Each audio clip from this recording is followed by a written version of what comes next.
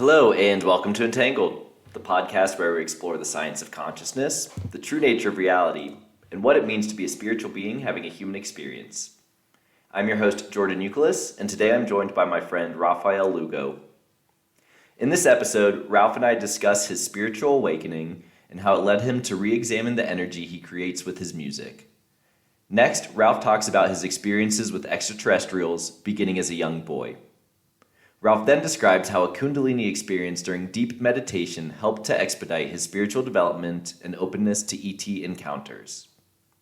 Ralf highlights several experiences, including one with an insectoid being called O. Ralf next discusses an encounter with ET abduction and the idea of an ongoing hybridization program. We then talk about the Mandela effect and whether it could indicate the existence of parallel universes. We end the discussion with a final ET experience and why Ralf believes that resulted in his family being abducted by the military. Outros available for this and all episodes available at entangledpodcast.substack.com. Music from the show available on the Spotify playlist Entangled the Vibes. Please enjoy.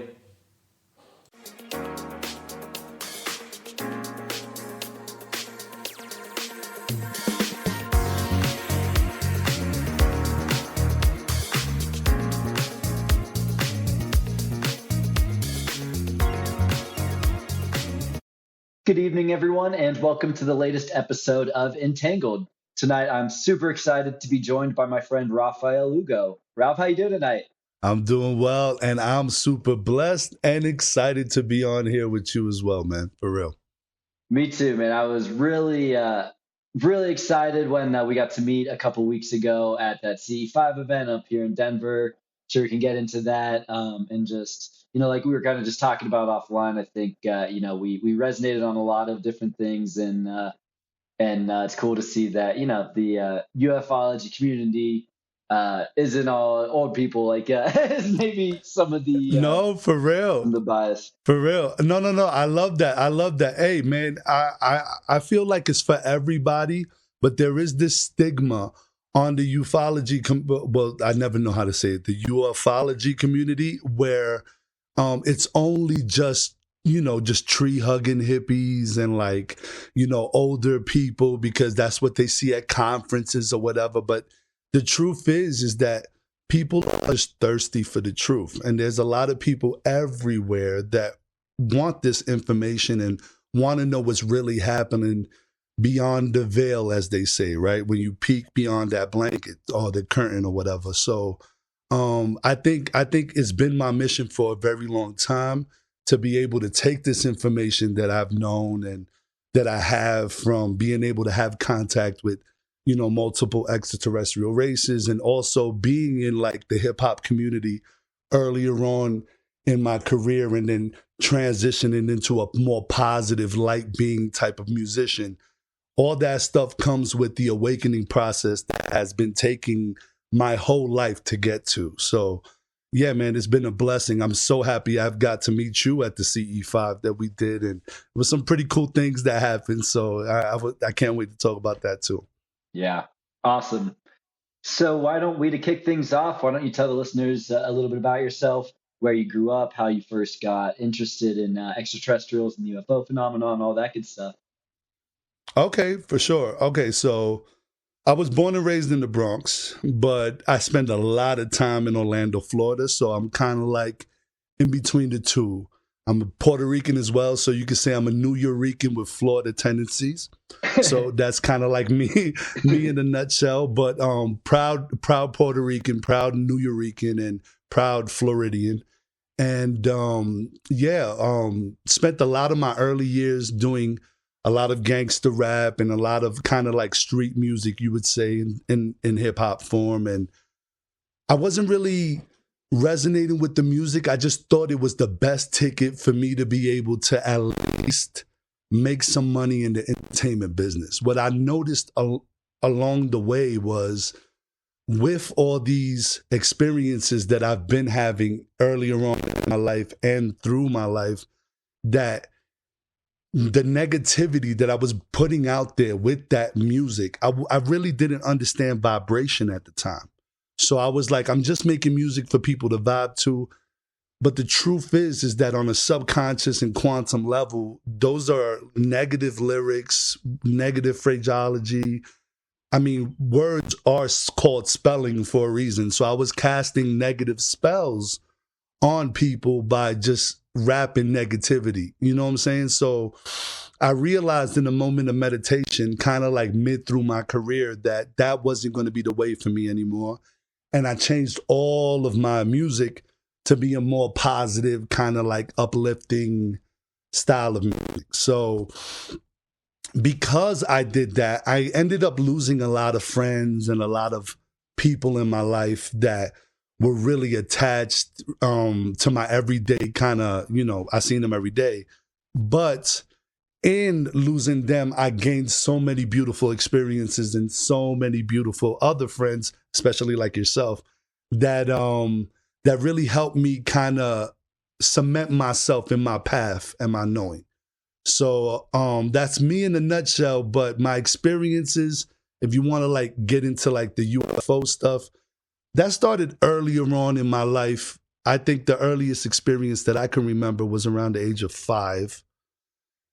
And even to this day, it kind of wears me out. Like I've always had kind of like fears that I can never really account for. Like for instance, if I was sitting in the living room and it was dark outside and the blinds were open and I couldn't really see on the other side of the blinds, I would always feel like there was this presence on the other side of the blind staring at me. If I was sleeping in the bedroom and the closet door was cracked open just a little bit, it just always felt like I was going to be dragged and pulled into these dark corners. I never really knew why until later on in my life, but the earliest memory that I can remember is kind of embarrassing because for a lot of my younger years, this fear that I've had of the dark and all these scared corners kind of forced me to share a room inside of my parents' bedroom for years. So it's like I had a twin size bed inside of my parents' bed where they slept, which to this day makes me embarrassed to say. Like, I don't believe I'm saying it on a podcast, but I feel like in me saying this, maybe I can help somebody else out there that might be also having those same fears. So I feel like in humbling myself, you know, embarrassing myself a little bit by saying that and admitting that, if it could help somebody else, then it is what it is. So the truth is, I probably slept in my parents' bedroom for maybe the age of 11, 12 or whatever, because I was just scared all the time. And the earliest memory I can remember, I was about 5 years old. I was sleeping in the twin bed next to my mom's and my pop's. And I just remember having this feeling of, man, if I open my eyes, I am going to see something. Like, I know for a fact that when I open my eyes, I'm going to see something. And I just, since the earlier on in my memory, I don't know how I figured this out. I don't know who told me to do this, but I always had this instinct that if I could wiggle my toes, then I can move my whole body. So I felt like if I can wiggle my toes, then I could swing on whoever's around me. So before I would open my eyes, my first instinct would be like, okay, wiggle your toes. And then in this particular instance, I couldn't wiggle my toes. So I knew when I opened my eyes, I was going to see something because I was under some sort of paralysis. A lot of people would say this is considered sleep paralysis or whatever. And during sleep paralysis, you get vivid images of things. And I'm not discrediting people that have been in sleep paralysis and this has happened to, but it was way more vivid than that, in my opinion. And this is what I saw when I opened my eyes. I could not move.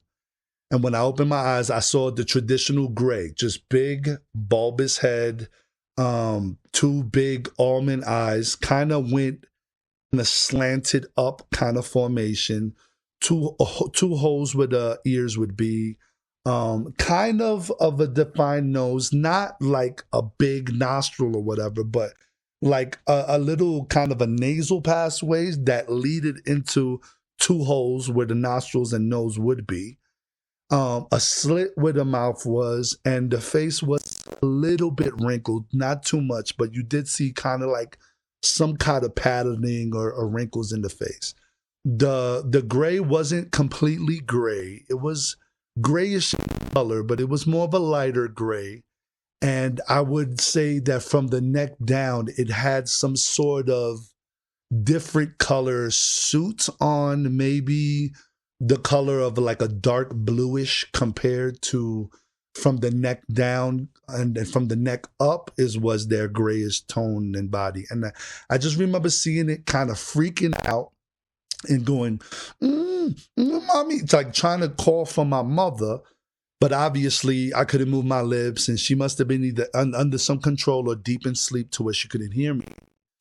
And that's when I noticed there was another gray, the same exact looking being, standing kind of halfway at my door.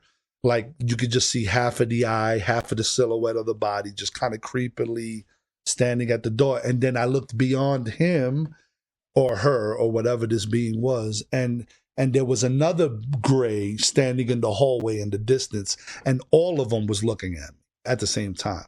And that's when I heard in my own voice, in my head, we're not here to hurt you. Everything's going to be okay. And it started moving in between the twin size bed and the queen size bed in which my mother was sleeping in. Excuse me. And it kind of floated. I didn't see like walking motion as it came to me. The best way I can explain it is the classic Spike Lee scenes when the main character is having the aha moment or panicked, and he's kind of like moving without walking while everything around him is kind of going crazy. It was kind of that. It was intensely looking directly in my eyes while I was paralyzed, and it was like floating towards me until it almost got really close to Eskimo kissing me, and then I woke up. And it was morning time. And then I told my mother what happened. And she said, I heard you kind of like mumbling something, but she dismissed it. And then we went outside to like, it was snowing. It was in the Bronx at the time. We went outside to kind of look, because I guess she was like entertaining me or whatever. Like, okay, let's go check to see the footprints or whatever. And there actually was little prints that led out into the middle of the yard and then disappeared. Like it didn't go left, right. So that was the first experience that I remember having with the grays. And after you saw the footprints, did your mother start to believe you, or did she still dismiss it? She was just kind of like, she was like, oh, kind of like played around with it. Because to her, it could have been a squirrel or an animal of some sort. And she kind of didn't say yes. She didn't say no. She wasn't freaked out. But she does validate that experience did happen. And when we talk about experiences, right, we always want to look for kind of like, is it related? Is it genetic? You know, has it happened in the family? And I do remember this story that my mom told me once. She was open to this, and I can tell you how it was validated as well by another researcher of high credibility. So I can tell you how like generational, kind of how you know is generational, right? So she told me this story, and she was like, hey, I remember this one time when I was hanging out in the mountains of Puerto Rico with your uncles. And my uncles were Tío Coffee and Tío Papo, right? And they were all hanging out in the woods, kind of doing what kids did in their time, which was kind of like, you know, picking flowers if you're a girl and, you know, playing hide and seek with the boys, wrestling or whatever. And she said that the boys went to go do what they were doing in the woods. And she was just kind of like picking flowers in like this meadow. And she looks up, and the way she explains this is she sees this silver kind of like top dancing in the sky. So for all my bilingual people out there, she says, había como un trompo que me estaba haciendo un bailito en el cielo. So she said it was like a top that was doing a little dance in the sky, right? The way she explains it. And she said that she was looking at this top doing this dance in the sky, and then she kind of fell asleep the way she explains it. And when she woke up, she was coming down from a light, but she was spinning really fast. And when she hit the ground from this light, she was still spinning on the ground. Like the force or whatever was dropping her down from this light, had her spinning on the ground. She just remembers that. And then a couple of minutes after her laying down, she sees this kind of fly away. And she sees Theo Coffee and Theo Papo come running from the woods like, oh my God, where were you? Your mommy would have been so mad at us if we would have went home without you. It was hours and we couldn't find you. We were so scared. We went all over the place. So for what my mom thought it was something dancing in the sky, I blink, I open my eyes, I land. To her, to my uncles, it was like 2.5 hours. Where were you? Like, we're shitting a brick over here.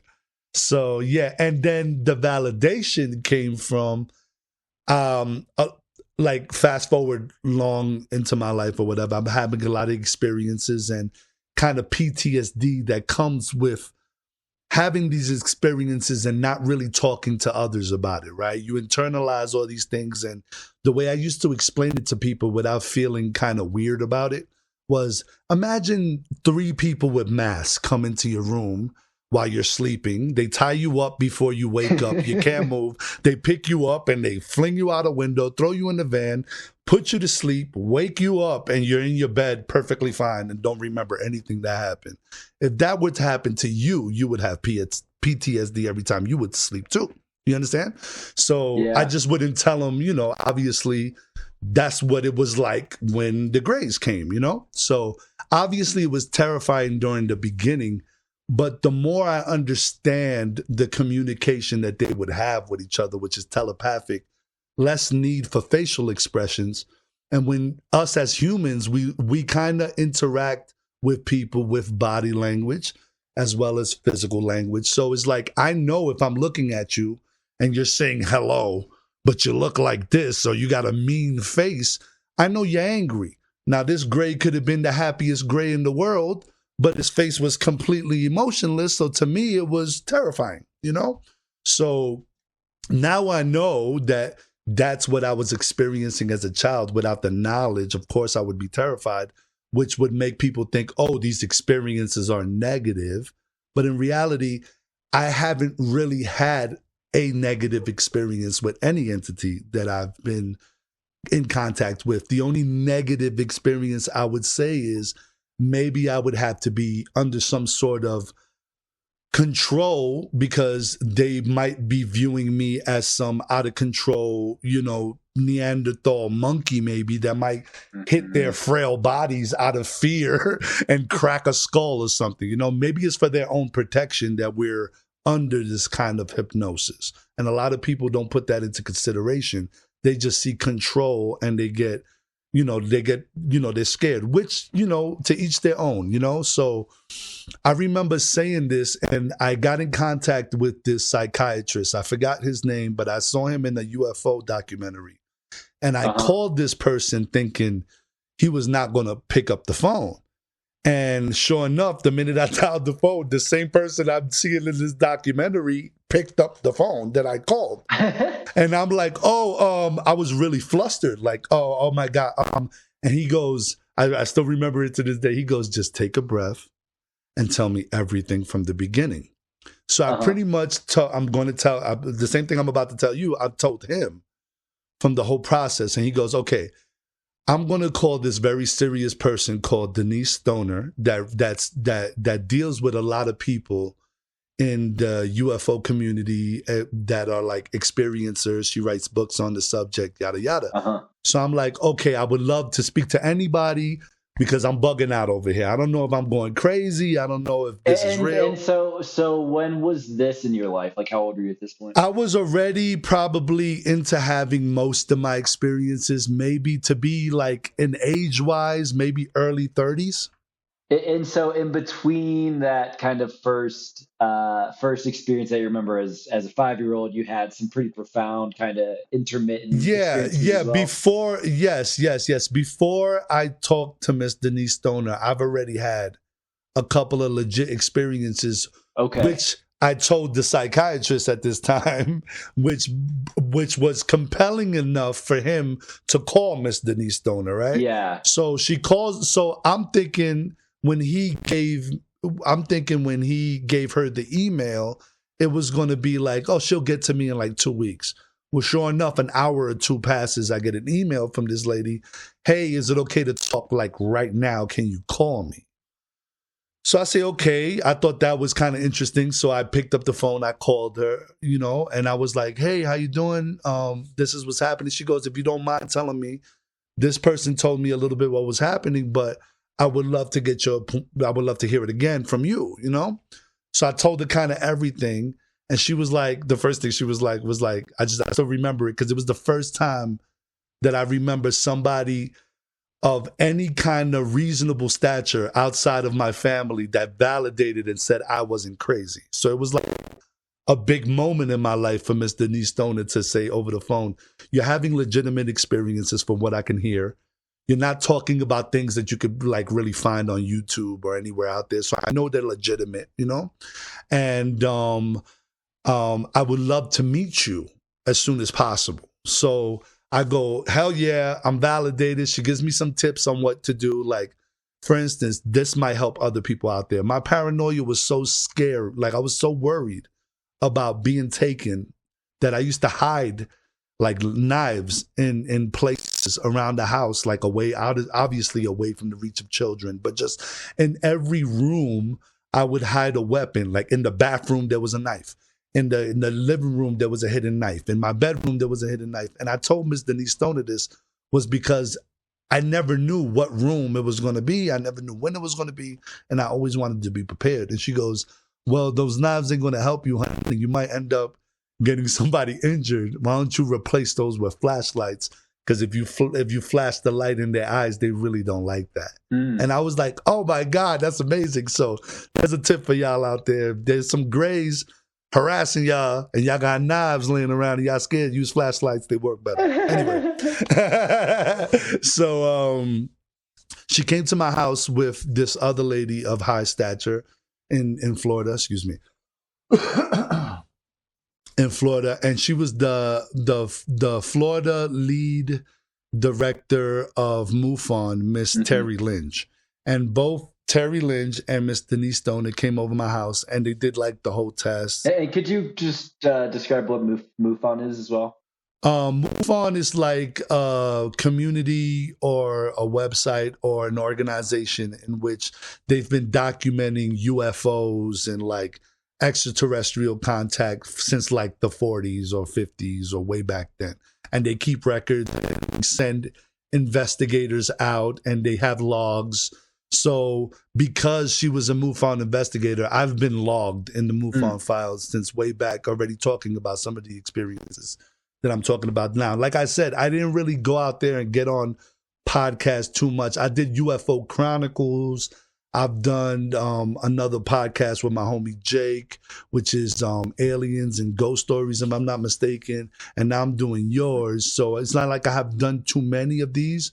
I'm just starting to like know that I have to start putting my message out there to help others, hopefully. And also, like, I feel like if all this is really happening to me, right? And these people are like, there's some people that's being really stigmatized, and there might be some people out there that are going, you know what, this can't be happening to me.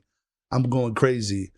Well, if any of the things that I'm saying is resonating with you, then maybe things are actually happening and you're hearing it from somebody else and the hairs are standing up on your arm right now because it's freaking you out, because it's like I'm speaking about your life as well. And that's the same effect that I was getting when Miss Denise Stoner and others would tell me, no, honey, this is what's going on and it's real. So she comes over my house. She validates me, and I tell her the same story, and this is how I go full circle with the Puerto Rico thing. I tell her the story because she asked me, have you, is it generational? Like, have you ever heard any stories of this happening in your family? I told her the story about what happened to my mother in Puerto Rico, and she was like, aha, interesting. And she goes into her bag, and she starts reading some notes from something from another, person. I don't want to say the name, obviously, or anything, keep her information out. But it was another experiencer that came to speak to her about her experiences in Puerto Rico. And it just so happens that the whole coming from the light, spinning on the floor thing was 100% accurate and on point with it was kind of a validation way for her to say, oh yeah, there's no way he could have known that, you know? Was the timing similar to your mom's experience, I guess? And when would have your mom's experience have been? That must have been it must have been, well, she's in her late 70s, early 80s, and she was talking about it like she was like between 8 and 12. Like she was still a kid picking flowers the way she explained. So like maybe early 50s. Yeah, for sure. Which is interesting because, that's when supposedly, right as all the UFO activity was really picking up, right? It was after 1945. I love how you piece that together. I never really thought about that, but yeah, when you think about it that way, 100%. Yep, for sure. So anyway, sorry to interrupt. You were telling that part of the story to Miss Denise. Oh yeah, and she pretty much just validated, and she validated a lot of other things, and so did Miss Terry Lynch. Validated a lot of other things, which kind of cemented me in this state of like, all right, okay, so this is happening to me. What do I do now? So around this time, I was already doing positive music. Right? And the reason why I did that transition was I've had other experiences, and we'll definitely get to that. But I remember just being in, like, starting to get into meditation and going, okay, one of the things that I need to do is really get into like the mind, body. I had saw The Secret not too long after and was like, oh my God, quantum theory and like double split. Like I started getting really into like the reality kind of, the 3D hologram started to kind of fade off, right? And I started meditating a lot during this time. And in one meditation, right, I was already kind of not cursing so much in rhymes, but I was still talking about like gangsta, even though I was far from it. I was just trying to portray this image. And I just remember having this meditation point where I saw this white light in my mind's eye. And I kind of floated towards this light until it engulfed me. And I saw my astral body and I connected. I had that moment of like the Kundalini awakening where you're like feeling one with the universe, right? And I just remember feeling everything. Like I felt the blade of a grass. I felt the wings on the butterfly's back. I felt the wind. I felt everything around everywhere at once. So I knew I was like one with everything. And I was shown instantly the minute I was in that meditation kind of one with everything form, everything that I did negatively with my music. I saw it. Like I felt it. I saw people getting revved up to fight to my music. I saw people listening to my music and thinking about robberies and killing people and hurting people and how they would smoke to my music and how kids were writing like me. And I was like, no, I can't do this no more. And I knew for a fact that I felt this overwhelming love. And I came out of the meditation knowing, like from that point on, I knew what my words were doing. I knew what my music was doing. I just couldn't. I couldn't talk about gangsta. I couldn't do drug talk. I couldn't do anything that I knew somebody could hear and probably get influenced to do something negative. So it was in these meditations where I had this contact experience with this insectoid being, which I know to be called O. That same exact Kundalini experience or a separate meditation? No, it was a separate meditation. It was okay. Because of that Kundalini experience that I started to really get into meditation. I see what you're saying. At that point, then you were like, okay, this is real. Like I'm on. Yeah, I'm in. Like I know, like not only are aliens real, but like I'm gonna die and have to answer to something. Like I'm gonna have to be like, you know what? Like I came here to do it. It's like I almost remembered that I came here to do a job. Like this is all a game. Yeah.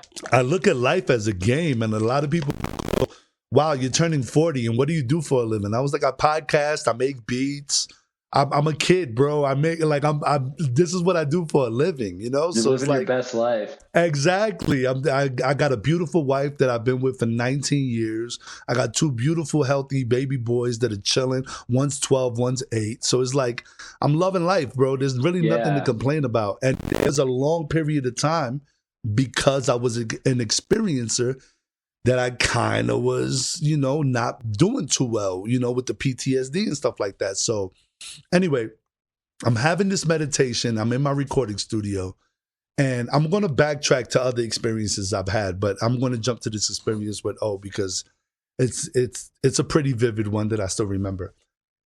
And I just remember being in meditation, and I get this telepathic connection of this something telling me, I want to show you something, and I'm going to appear in your room, but I don't want you to look at me.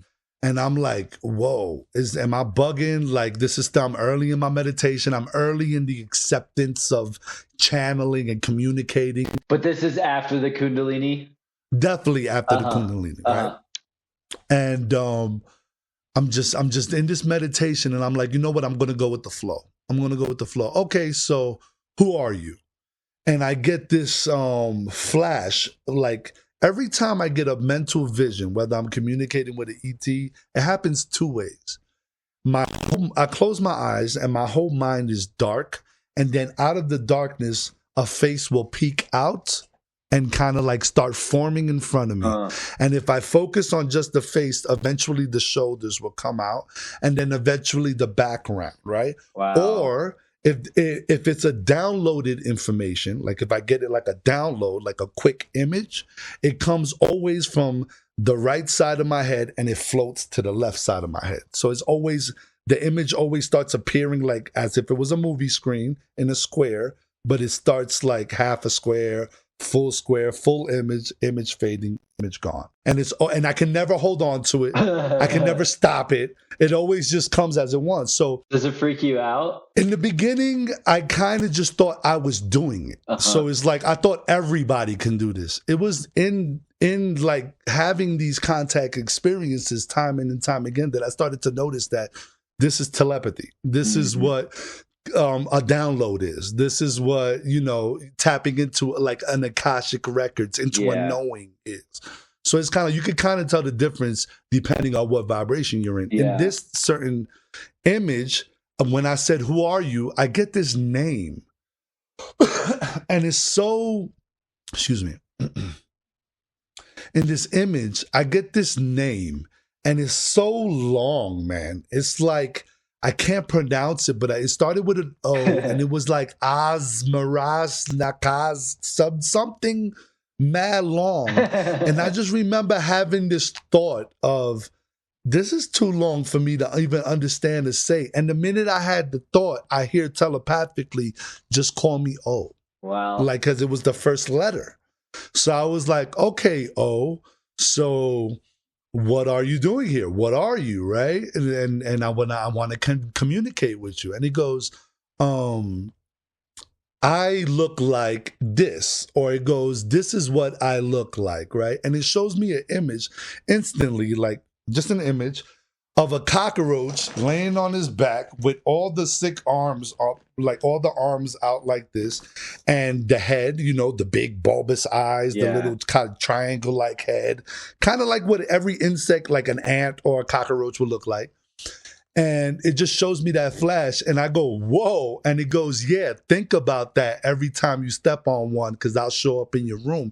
And it did it like very like almost like to ease me. It made a joke in communication, and I felt telepathically laughter and joy.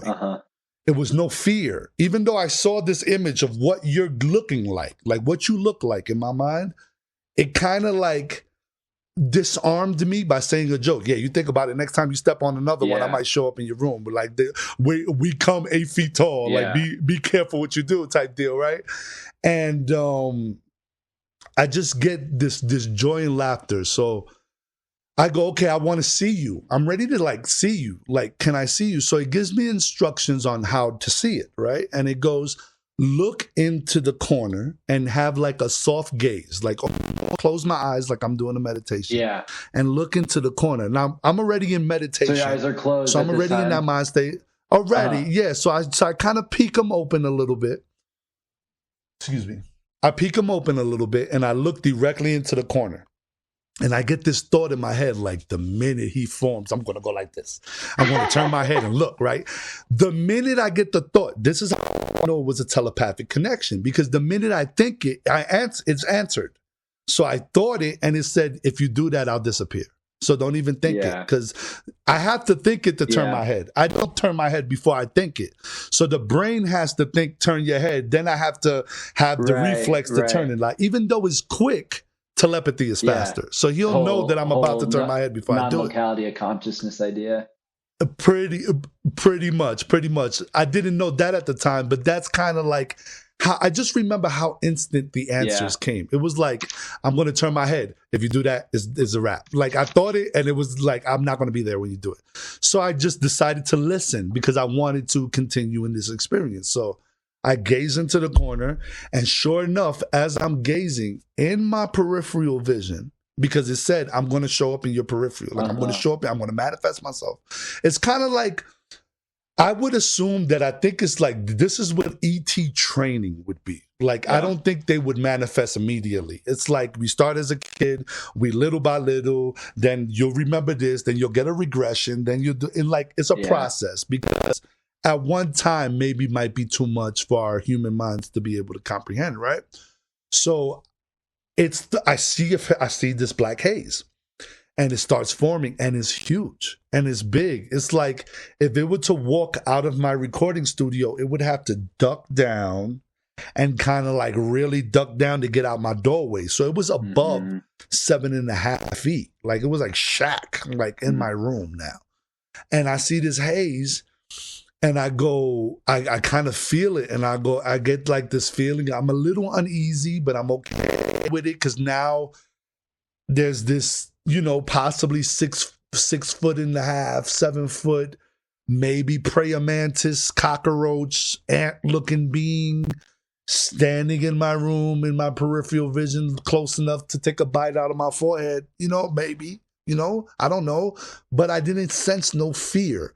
I just had the feeling of like, there might be this big being here, right? And I just go, okay, all right, I'm done with this. I'm gazing, and I go, how do I know this ain't me?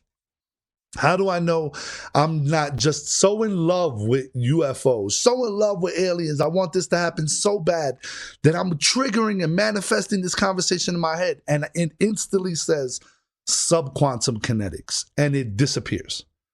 And it just, the connection is gone. Everything is gone.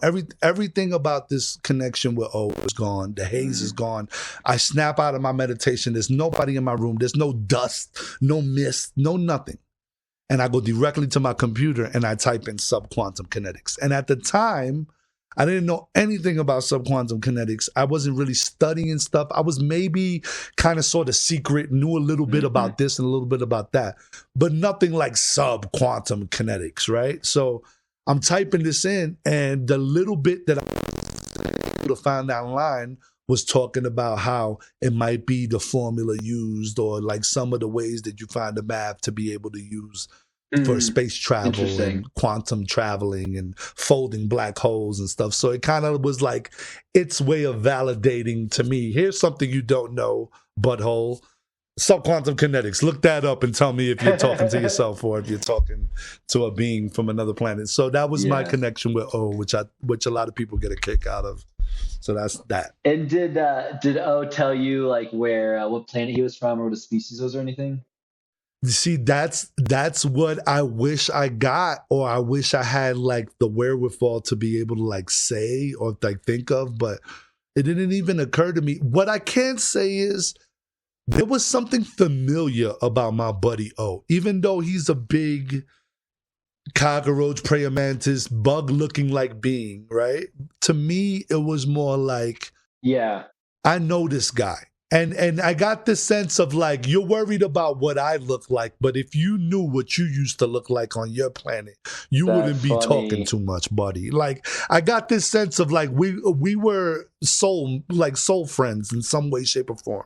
Well, and it's interesting you talk about that, right? Because it gets into the conception of time as well, right? And so if you think that there are, which obviously we both do, that there are these higher intelligence beings that understand the physics of the universe, they also understand, likely, at least to some extent, how to manipulate time as well as space, right? And so it's not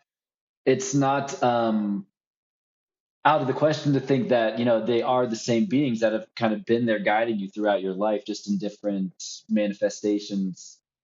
For sure, for sure. I was talking to another experiencer not too long ago, and she told me something that really, even now, I have to talk about it on your podcast because it really shakes me.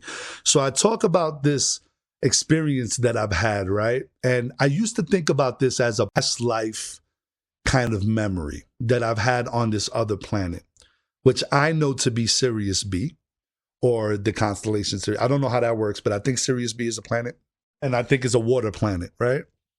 And if it's not, please correct me, let me know. So I'm not saying I know all this 100%. I'm not a scholar in any way, shape, or form. I do my research and I do look into this stuff, but I try not to do too much because I want to stay pure to the experience, and I don't want nobody to think like I'll be adding stuff. So I kind of like stick to what I know and kind of research what I research. But that's pretty much, I remember this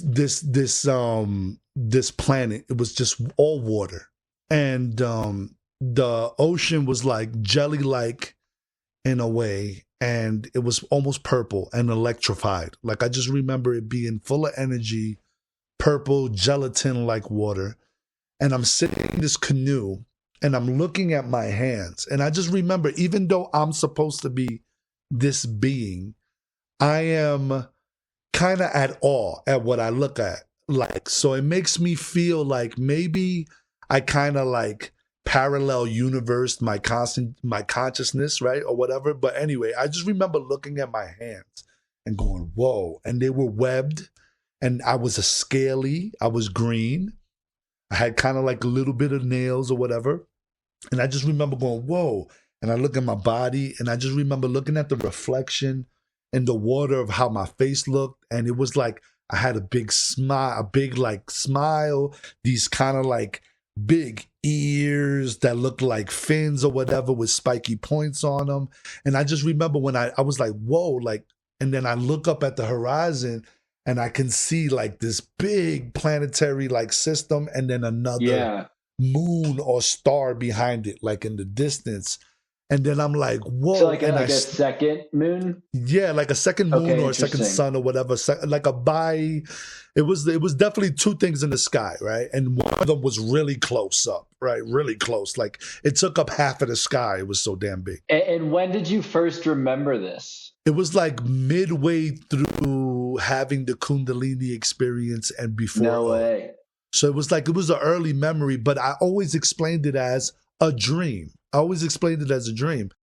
I'm saying this to this experiencer, and she goes, you know what? I'm being told, like, because she channels and she communicates often. She goes, I'm being told for you to talk a lot about time. And she goes on this tangent talking about time and how a lot of people forget that on this planet, we're on linear time. And to live on this 3D plane, we have to look at time this way. But since time ain't the same way on other planets and there's different rules in different places, you might be living as this fish being right now while you're talking to me. At the same time, it's just here on this planet, it's linear, and over there is like, the difference between the last time you remember it and now is probably an hour, So that's so wild. It's crazy to think about. Yeah, it still blows my mind now. It's like, whoa, I could be living as that fish being now. So I'm curious, like, how was it that you went from, as a boy, being afraid of extraterrestrials to being more open to meeting them and then to even actively going to seek them out? Okay, so that's a great question. I'll tell you that. after having that like 5-year-old experience that I can remember, right? That was like kind of like in the beginning.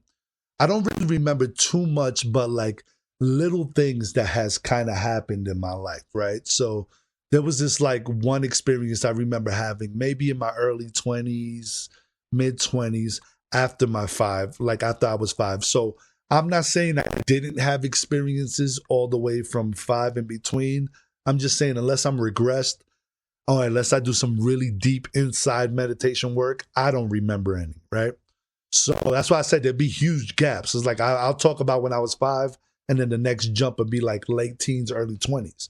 So like I remember laying down on my couch and I was sleeping or whatever, and I just remember having the same feeling. I got to wiggle my toes. I feel like something's staring at me type deal, and I couldn't wiggle my toes. So I knew when I opened my eyes I was going to see something. And I go to open my eyes, and in the ceiling, there's like this, the best way I can explain it, it looked like venom, but it was like a black, tarry, gooey-like substance on the ceiling that was a portal. So you could see directly through it. But it covered my ceiling like a goo. And there was a gray being kind of staring at me from the other side of the goo, staring at me like this. So if I'm laying down, looking up, it's peering at me from the other side of the goo like this. And when I open my eyes and I notice it, it notices me noticing it, and it kind of like gets nervous, pulls away, and the goo goes and kind of sucks into my ceiling fan and disappears. And then I completely snap out of it and go, whoa. And that was it. And that was the end of that experience. That's all I can remember from that. But maybe little things that would happen, like, and I'll give you another experience. I was laying down sleeping, my wife sleeping next to me. I get the same feeling. I can no longer sleep on my side, facing the outside of the bed, because of this experience. Like, it still to this day traumatized me to the point where I gotta have like a pillow in between me and the edge of the bed, right? So I'm laying down and I get this feeling something's staring at me, man.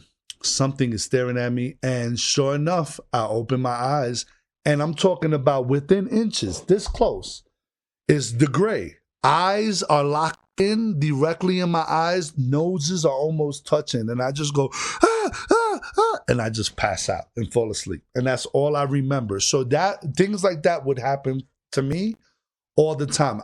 I remember going through a wall.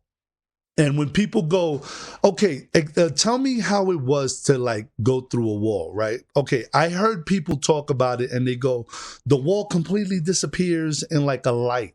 And then you walk through the light and it's like a vibration. For some reason, for me, it's different, right? Or I remember it different. I remember laying down in bed and being floated out of my bed, right?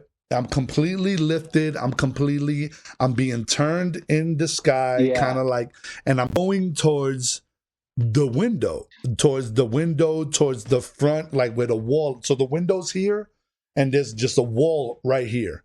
So I'm floating at window height, but I'm not going through the window. I'm going towards the wall. And I just remember thinking, I'm going to hit that wall. I just remember thinking, I'm conscious. I know I'm floating out. I know I'm being taken. I'm totally fine for some reason with being taken. I'm not panicking. I must be under some sort of mind control at this point. I just remember being lucid enough to remember being in the air, looking at my parents, so it must have been at a younger time. And I just remember my feet going through first, and I didn't see no light or nothing. I just remember passing through. And then I remember the wall kept coming up on my body, and the wall kept coming up closer, it's about to engulf my face, right? I'm about to go through it. And when I went through and the wall got to like my mouth, I just remember tasting the plaster. I remember being able to taste the wall, taste the plaster, the outside of the cement of that brick. And and I just remember feeling that tingly sensation as I'm passing through. Then I remember seeing a light and then seeing trees. And I remember, instead of going around the trees, the way you would think, right? There's like a UFO above a tree, and you would think that it would raise you up and then it'll go around the tree And then when you go above the tree, it brings you over. But no, it brings you straight through the tree. And I just remember when I was going through the branches, looking at the branches in the engulfed light. And I just remember as the branches passing through, I'm tasting the bark. I'm tasting the leaves. But it's going through it's going through me. It's not... So when I tell people that experience, I don't know how many people resonate with that, but that's how I remember the little time that I do remember when I go through. That's how I remember the experience being. So it sounds like you think it was your body as well, because one thought I've had of hearing some other abduction experiences is I think other people can have them where it's more just their energy body, but not their actual physical body. But your story sounds like it was probably your physical body too. Because I'm thinking the reason why it's the physical body might be attached to the hybridization program. So let's like veer that way. So one of my more vivid experiences is possibly attached to what I seem to be thinking is a hybridization program. So when it comes to the hybridization program, when I talk about this, it always kind of makes me feel like a little bit like, I don't know if I should talk about it. It involves, my son in one experience, and I don't like to put him out there like that. And it involves, and another experience I've had involves my whole family, right? So it's like, I don't like to like speak for them because my kids do not remember any of the things that I be talking about. And my wife does remember certain key things that I talk about. So it's like she validate a lot, but I'm kind of always weary about talking about my kids. But if it can help somebody else out, why not put it out there, right? So I remember being in the driveway. Now, I don't know how I got there. But I remember being in the driveway and I was holding my son by the hand and we were both looking up at this massive UFO. And this UFO must have been, my brother, I think it must have been like maybe the size of a football field. Like it was just huge, massive. And was this when you were living in Orlando? Yeah, this is the Orlando Oviedo area, which I had like two key, really key experiences. Yeah, we definitely should get into the other one too. Yeah, for sure. And I just remember being in the driveway and seeing this massive UFO. And if I were to explain the UFO, I would to explain it in a way like it had indentations, but it didn't have like rivets and panels. It was like there was lights shining out of this UFO or whatever, but it didn't have like rivets or anything. It didn't look man-made. You know what I'm saying? And there was a mist coming off of it, maybe like a velvety color, like a purplish mist coming off of it. So maybe it was in this reality and outside. Like when we had that CE5, we could kind of see that mist of the ship forming in the distance or whatever. It was kind of that kind of mist coming off of this massive UFO. And I just remember being with my oldest son in the driveway, looking up at this thing. And then out of nowhere, it's kind of like you blink and I'm walking down this long hallway. And I have my son, I'm holding my son by the hand, and we're just walking down this long hallway. What I could remember about this hallway is it's completely white. It looked clean enough to where you could eat off of the floor. Like I felt like I could eat breakfast on the floor. It was so damn clean. And it was so lit that it was so bright. It was like an uncomfortable brightness, like when you walk into a hospital and it'd be all freaking bright everywhere. It's just so bright, but I couldn't see like light fixtures. So I just remember looking for where this light was coming from because it was bright, but I couldn't find it. Like it was just a lit hallway. In the distance, I can see some sort of movement that looked like people walking back and forth like regular humans. But it's hard to tell because it's so far. This hallway must have been a quarter of a mile long. Like it was just like a long, straight, no curves, just a long, straight. You walking straight down here, buddy, hallway. And I'm holding hands with this being. I'm holding my son's hand. My son is holding this other being's hand. And when I look to the right of the hand that I'm holding, it's a very tall extraterrestrial, which I used to call a tall white. Until I did my research and found out maybe it's not a tall white, but it had paper white skin. It was really tall. Sorry to interrupt, but was it the same as the one that you had experienced as a kid in your bedroom? It looked like a gray with a smaller head, but it didn't have a blue suit on, and it wasn't the color gray, and it wasn't as tall as a gray. Those earlier experiences at your parents' house, were they, did you think that was all this, do you think it was the same exact gray, or you're not sure? If I want to label it, like in my research and thinking about what was happening to me, the gray that came to get me in the room are the worker grays, maybe half biological, half robotoid. So maybe those are the ones that they send out, right? And then I don't think they're like the Ebens. I think they're grays. And I think Ebens would be a different being altogether. Maybe I've had contact with them, which I could tell you in a meditation, but I think it was another being, but another race of beings. But I think the grays are the ones that come to get me, come to do the work inside the house type, coming to get me physically. I think the ones that were next to me were like the next level up on ship in charge of the program, right? And I think, the insectoid is like one of the bosses, supervisors. I'm only going to see him a couple of times in my life. You know what I'm saying? He's only there to do the 25-year, 35-year checkups. You know, and it kind of resonates with something that, like, I don't want to misstate anything, but like, you know, my understanding is after Roswell, right, we shot down some ships that I think were grays, or sorry, maybe tall whites, and then maybe they started to have grays pilot the craft as more of like a defense mechanism or something. I don't know. I'm thinking more like if they crash something here on purpose, they crash them with the robotoid grays, for the reasons of like reverse technology type. Interesting. Like I think it's all about progressing ourselves in technology, but it keeps on falling in the wrong hands type deal. I think that's what we keep dealing with. So anyway, I just remember being in this hallway. It was like 7 feet, man. I'm 6'1", and it dwarfed me. Like I was at his shoulder. So it was like maybe his shoulder. So I'm looking at it, and I just remember being okay with this, which bugged me out. Like I was totally fine with looking up at this being and like, okay, cool. It looks like a tall gray with white skin. I don't remember it having pants, but maybe that's because I don't remember genitalia. And I do remember it not having a shirt. And it kind of had like an E.T., like if you look at E.T., the extraterrestrial movie, the way his body looked and shit, it kind of looked a little bit like that, but in a longer, more elongated form. Very frail, very skinny, no meat to it. But I just remember the way the fingers wrapped around my hands. I just remember, I got big hands, man. It wrapped, like it's wrapped around my hands. Very long fingers.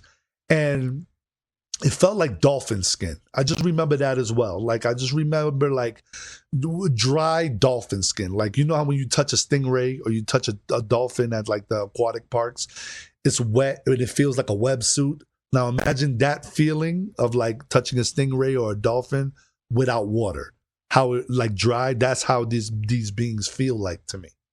And I just remember it leading me, my son, and these two tall beings leading us down this hallway into what I thought to be a mirror. A window, which I know now to be a two-way mirror, but it was a window. And when I looked inside the window, it was a daycare.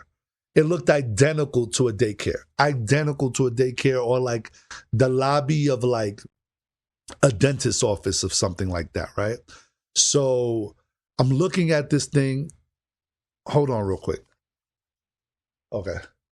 I'm sorry about that. I thought somebody turned on the AC.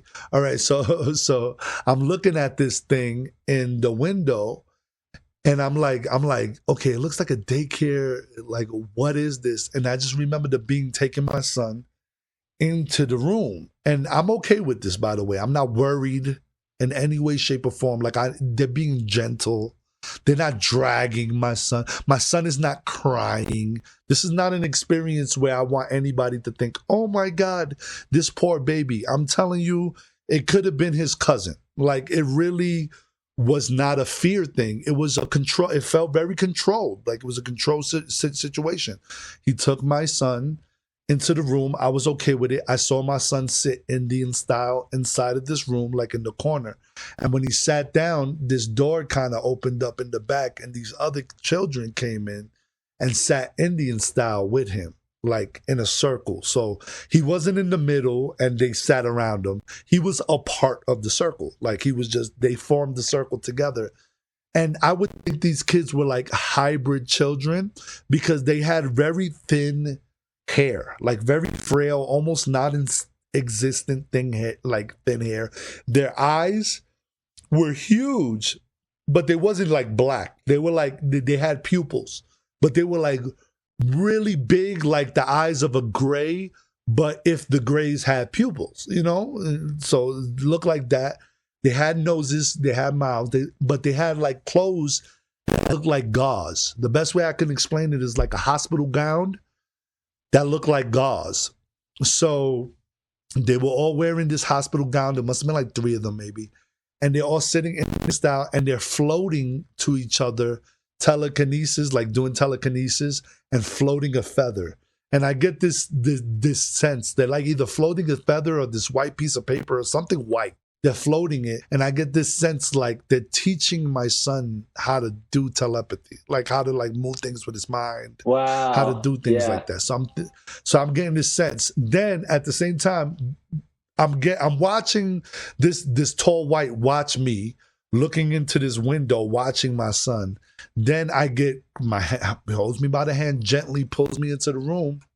And inside the middle of this daycare, and it looked like a daycare because there was a mural on the wall of like, you know how when you go to like a kid's dentist or whatever, it's like Baloo the bear, and they're doing like the conga line, and there's a rabbit. And were there other kids there? Just the hybrid children that was sitting with my son. Did they all look human, or what do you mean when you say hybrid?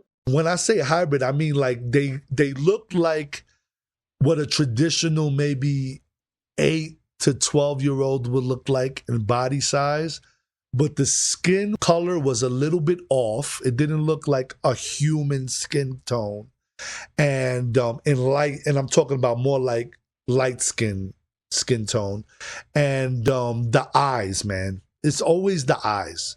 The eyes are like, they're like this big compared. I mean, look at our human eyes. Did your son look different in this daycare? No, he was just like my son. He looked just like my son. So I get this sense of like they're just teaching him how to do things that these hybrid kids can do. And then I'm looking inside the room. There's like toys. There's this rocking chair in the middle of the room. So this big being brings me into the room and sits me down in the rocking chair and then leaves. And then that's when I noticed that it's a two-way mirror because I'm looking at a mirror at myself sitting in this rocking chair, but I just was outside of the same room looking in. So that's how I knew it was a two-way mirror. I was just looking into the room that I know the mirror in. So it's like it's a two-way mirror. So I'm looking at myself. I'm sitting in this rocking chair and I'm kind of like just sitting there. I'm looking at my kid playing. I'm totally okay with the hybrids. A lady comes in. She looks like a hybrid as well. She has her hair in a ponytail, but it looks very thin, very frail. Her eyes look huge, but she's very kind, very warm, not scary, and she gives me a baby. She hands me a baby, and she hands me a bottle. And she doesn't tell me anything telepathically. I just get the sense that I have to feed this baby a bottle. So I get ready I put the baby here. I'm not really looking at the baby yet. I'm preparing the bottle. And then when I look down, I notice it's almost dead. It looks dead. It looks almost dead. It's alive, but these eyes were black and they were huge. The skin looked very pale, very frail. The hair was almost non-existent, very like thin, and it just looked very sick. And when I tried to give it a bottle, it wasn't responding. Like it didn't want the bottle. And I get this sense of like the gray staring at me, like give it affection, like love it, heal it, like do what you do as a human, care for it. Then I get this sense like maybe it's mine. So they think it's dying because it doesn't have the bond that it's supposed to have with the father. You know, like I'm getting this sense. And then as I'm thinking that, I blink and I'm not there no more. And I'm in this stadium. And it's like, it looks like a lecture hall, like a college lecture hall where the seats kind of cascade down layer by layer. And when I explain the seats, I used to explain them as having legs, but the more I think about it and the more I go into my memory, the seats were attached to like the back part of the wall. So it would be like the wall, and then a scoop would come out the wall, and I would sit in the scoop. And it was like that, a whole bunch of scoops, and then a layer down, and a whole bunch of scoops, and then a layer down, and a whole bunch of scoops, and then a stage, and then a big wall, and then an arch, doorway. And then on this stage, there's this table. Now, I'm sitting there from being in this rocking chair. I don't see my son. I don't see the tall grades, but I look to the right of me, and I'm not bugging. I don't know, but every time I come to this part, everybody usually laughs. There's this obese woman sitting next to me from Brooklyn. This African American woman, this black woman sitting next to me, probably 280 pounds. And we having a conversation. And she goes, yo, I'm from Brooklyn. And I'm like, yo, I'm from the Bronx. It's crazy. And we both don't know how we got there. But we both having a conversation. We're just talking to each other. Then as we're talking, we look down. And I look at the archway. And I see this being come walking in. And I think at the archway, there's like another being standing there. Like another short gray. Just standing there. Kind of like looking at us as we're sitting in the stadium, but it's kind of like a hazy memory. I can't validate that for sure, but I do remember seeing this translucent being, like the way it walked in, dude, was like, it had no bones at all. It had no bones whatsoever. The inside of his skin was like liquidy and sparkly. It had sparkles in it. I remember the head looking like it had a flicker of flame on top, like it would move. And the way it would move, it was like very like how something that was made out of water and had a form would move if it didn't have bones, like very fluid. And it walked like that while being shiny onto the stage and pointed at the table. On top of the table, as it said like this to this table, was a black box. The black box opens up from the top and a big hologram comes out of planet Earth and is spinning. And I'm looking at planet Earth spinning out this hologram, and then a meteor comes out like the corner of the room like a hologram, and it hits the Earth. And the Earth freaking explodes into pieces. And I get this telepathic connection that goes, when this happens, you'll all have a job to do. And I was like, whoa. And then flash forward, and I'm in this field with a whole bunch of people, and we're all kind of have our hands up, like a palm up towards the sky. And there's this big, large light starting to come down towards the Earth. And when we put our palms up, the meteor explodes in the sky. And then I blink again, and I'm back in my driveway. My son has his legs wrapped around my waist and his head on my shoulder. He's completely asleep. And I'm looking at this massive ship kind of fly away. And that's the end of the experience. So it almost makes you, I mean, did it make you think that there's an asteroid impact impending? No, I think it's given me in its own metaphorical way. Like I had a lot of like time to process this and think about it. At first, I thought about it in a very linear way and go, oh my God, I have to get to this field and put my palm up. And maybe, I mean, if that's what it is, then the universe will get me there if I need to be there. So I'm not worried about it. But it's not like I'm looking for that, right? I think what it was its way of giving me purpose. Like there is something happening energetically. Think of the meteor as energy, and think of the Earth exploding as Earth going in a negative direction, right? And when it said we will all have a job to do, maybe it means all of us experiencers that have had these kind of paranormal, crazy, weird experiences and bring back this shift in their mind. Like the one thing that I know for sure is these experiences that I talk about have changed me on an energetic level. Like I'm better for it, you know. Like so, Where I used to be more negative, now I'm more positive. Where I used to be more selfish, now I'm more giving. Where I used to be more shy, now I'm more open. So it's like the things that these experiences have brought me to has been probably to some of my darkest points. So as an experiencer and as being awakened, it's never easy. And anybody that thinks it's easy to come out publicly and talk about extraterrestrials, go ahead and try it. It ain't easy. I mean, you're gonna have family members that call you and go, "You really believe that shit you saying?" You're gonna have people that you love and respect. You might lose jobs. You might have friends that don't call you as much for parties and stuff like that.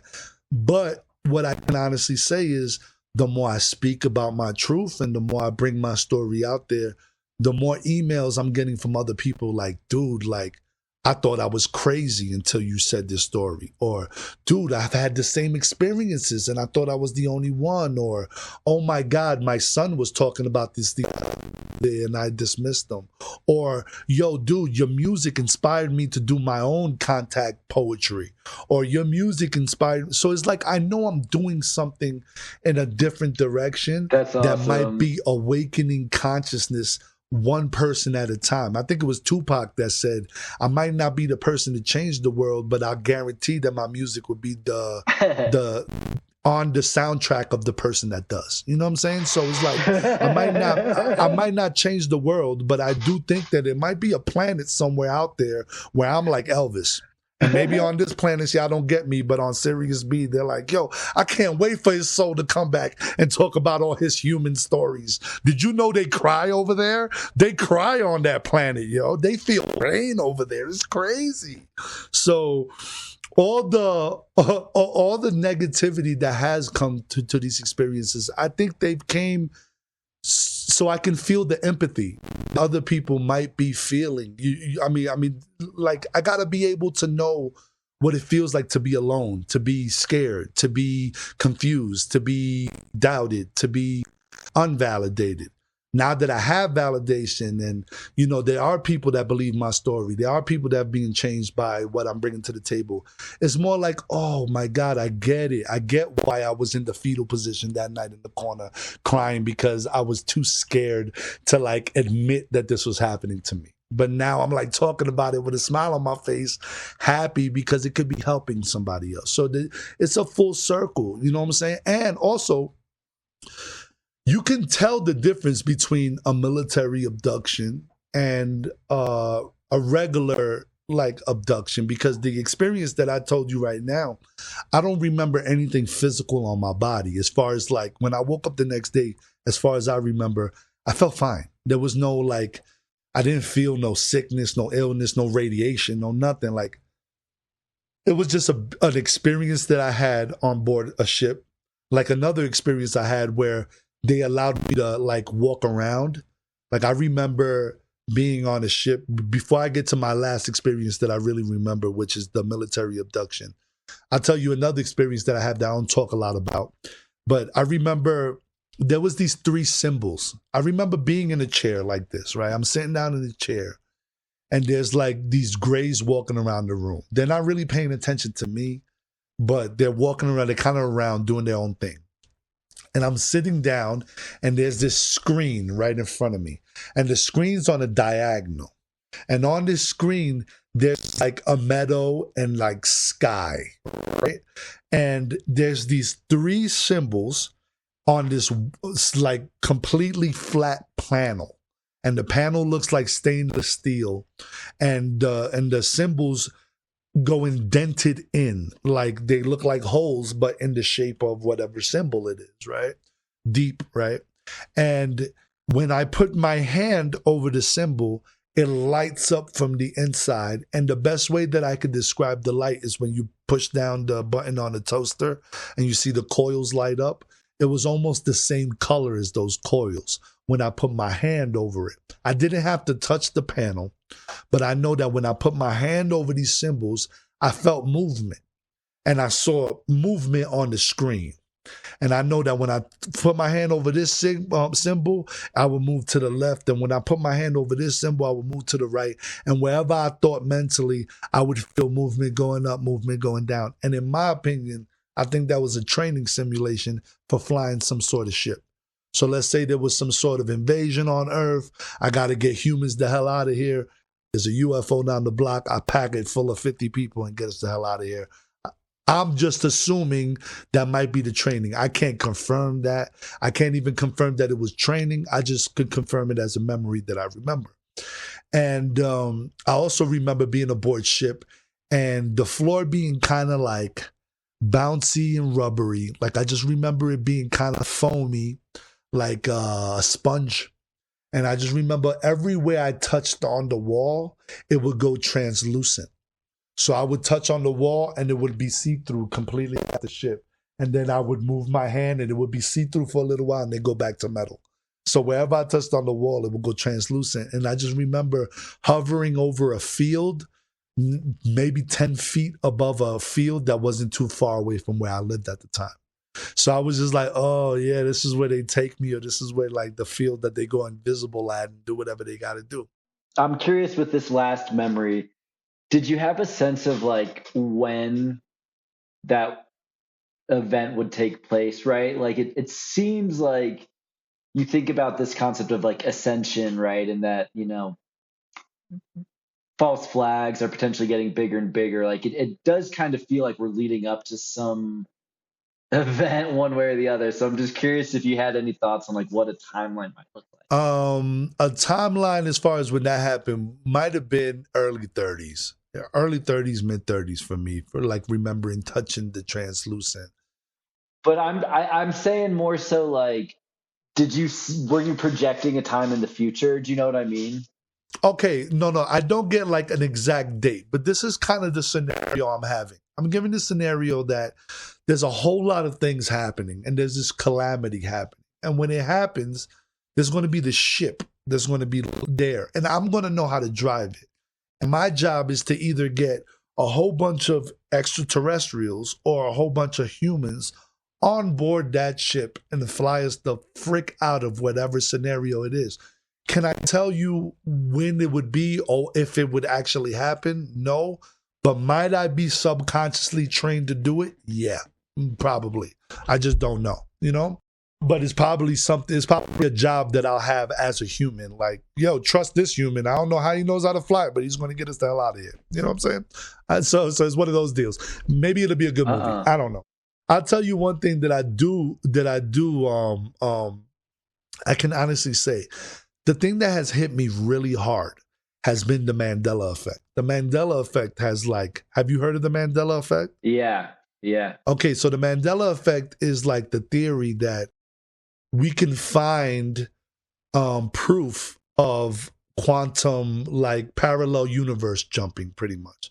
Like you heard of the Bernstein Bears being the Bernstein Bears and Looney Tunes. So that's so around the time of my awakening was around the same time that I remember the Mandela effect. I'm what I would call an old earther. Like the planet that I'm from is not the dimension that I remember. So it's like even now, I know I'm in some sort of parallel universe that I'm not really from. And it's weird to say that because if you go online, you'll get a lot of people that feel this way. So it's like I remember things a lot. I'll give you a prime example. Full moons, let's say, right? A full moon was an event on the earth that I came from. So full moons was not like every other day. So full moons happen a lot out here. Where I came from, they barely happen. Here's another example of things I remember that are kind of like weird. Like the street that I lived in for about 15 years, if you drove down the block, there was a street in which when you looked down, the hill was so high that you couldn't see the houses on the other side. Overnight, one night, literally, I'm driving down the same street. Yeah. And now the same street that I'm looking at that had the same hill is a completely different street. You can see completely down the street. I thought I was crazy. I was like, yo, I'm bugging. Like, this is too much. Like, this is too much. I tell my wife, yo, babe, let's go trick-or-treating down the street that has all the lights. This just so happens to be around the time where, trick-or-treating and like Christmas or whatever. This neighborhood is the neighborhood that always makes their neighborhoods the spookiest and always puts up the lights. This is the neighborhood that everybody kind of like drives through. They park, they take pictures in this neighborhood because their homeowners association is like, you better put up lights here if you're going to live here type. That's wild. That was the same neighborhood that had the hill. And I remember every time going to that neighborhood, driving up this big hill, walking down this big hill. And I take my wife there and I go, anything looks different? And she goes, where is the hill? Like, where's the hill? So I was like, you remember it too. So, there was completely different geology. Like the whole street changed. I'll give you another example. When you think of Mr. Monopoly, does he have a monocle or does he not have a monocle? Okay, well, in this reality, he never had a monocle. So the way that I experienced the Mandela effect, this is why it's so important. The same day that Miss Denise Stoner came to do the interview at my house was the same day that the Mandela effect affected me the biggest. I'll tell you why. It's going to bug you out. So I knew she was coming over the house that day with Terry Lynch, so I wanted to make sure it smelled good. I was really like, oh my God, I got to make sure my house looks good. I got royalty coming over. Like, she's a very important person. I wanted to be a comfortable environment for her to do her thing. So I go to the dollar store and I go buy Febreze. And this is a product that I've been buying for years, bro. You can't tell me that Febreze wasn't spelled the same way you spell breeze with 2 E's. I'm sorry. You can't tell me that. It's bullshit. Like, it's a lie. You can't, it's not mismemory. I promise you, this is a product. I'm going to say it one more time. This is a product I've been using all the time. When I didn't have a wife, like this was my go-to spray the couch, don't make it smell like stank. Like product. I know what this looks like. I know it. And I rushed to the dollar store and I'm like, yo. He was like, bro, it's in the back. I just stocked it. Go get it. And I was like, all right, bet no doubt. I go to the back. I look at all of the smell good stuff. None of it is Febreze. And I'm like, yo, I got to go to the crib. You said it was in the back. Where's the Febreze? He was like, bro, you want me to take you to it right now? Like, I'm a regular at this dollar store, so the dude was giving me a hard time. I'm like, please, take me to it because I'm tired of this. I need to get this damn Febreze. I need to get the hell out of here. He goes, it's right here. And he points at it, and the way that it was spelt, because it was spelt with the missing E, I thought it was bootleg. Like, I thought it was like a bootleg version of Febreze. So I was like, nah, man, I don't want this bootleg Febreze, bro. I want the Febreze, bro. Like, the Febreze with the 2 E's. And he goes, bro, you're bugging, bro. That's the Febreze. And I'm like, whatever. I buy it. I show it to wifey. She thinks it's weird. I'm like, whatever. I sprayed around the house. I start looking into this Febreze, and that's when I fell into the Mandela effect. And that's when everything that I remember was wrong. Like, for instance, Mandela died when I was in high school, bro. Like, Mandela died when I was in school. They brought in a TV into my high school, into my junior high school or whatever. And they said, sadly, Nelson Mandela has died in jail. And they were doing a whole funeral service for him in Africa where they were like taking his coffin and everything. And they showed it in my class. They rolled the TV in. And in this, on this version, on this timeline that I'm in currently, right, that we're currently on, he died as a president. Like, he was president of Africa. So that's why they call it the Mandela effect, is because a lot of... So I'm from that point. I'm from that version of the timeline on Earth, and I truly believe my birthday is December 21th, right? Yeah, so I was born on December 21st. Man. Hell yeah! For real, dude. You serious? That's killer. Bros for life, man. That's what's up. Bros for life. Yeah, man. That's what's up. So I was born on December 21st, 1982, right? So yeah. I know. All right, that's what's up. That's what's up. So not too far apart. So I just remember like being really into like the Mayan calendar and was like, oh my God, the end of the world is going to happen, yada, yada, yada, right? My theory is I believe that there's a possibility that there was some kind of event on the timeline that I was from. And I just believe that possible whether it be through CERN or whatever. Like, I can't tell you what it is. It could be our own Earth that's shifting. It could be CERN. It could be another black project that we're not privy to, or whatever the case may be.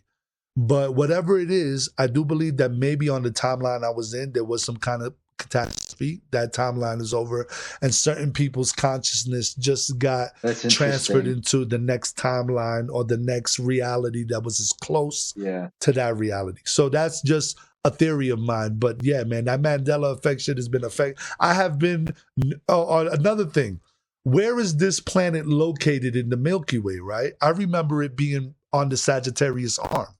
I'm a Sagittarius. So I just remember how cool it was like, yo, our planet's on the Sagittarius arm of the galaxy.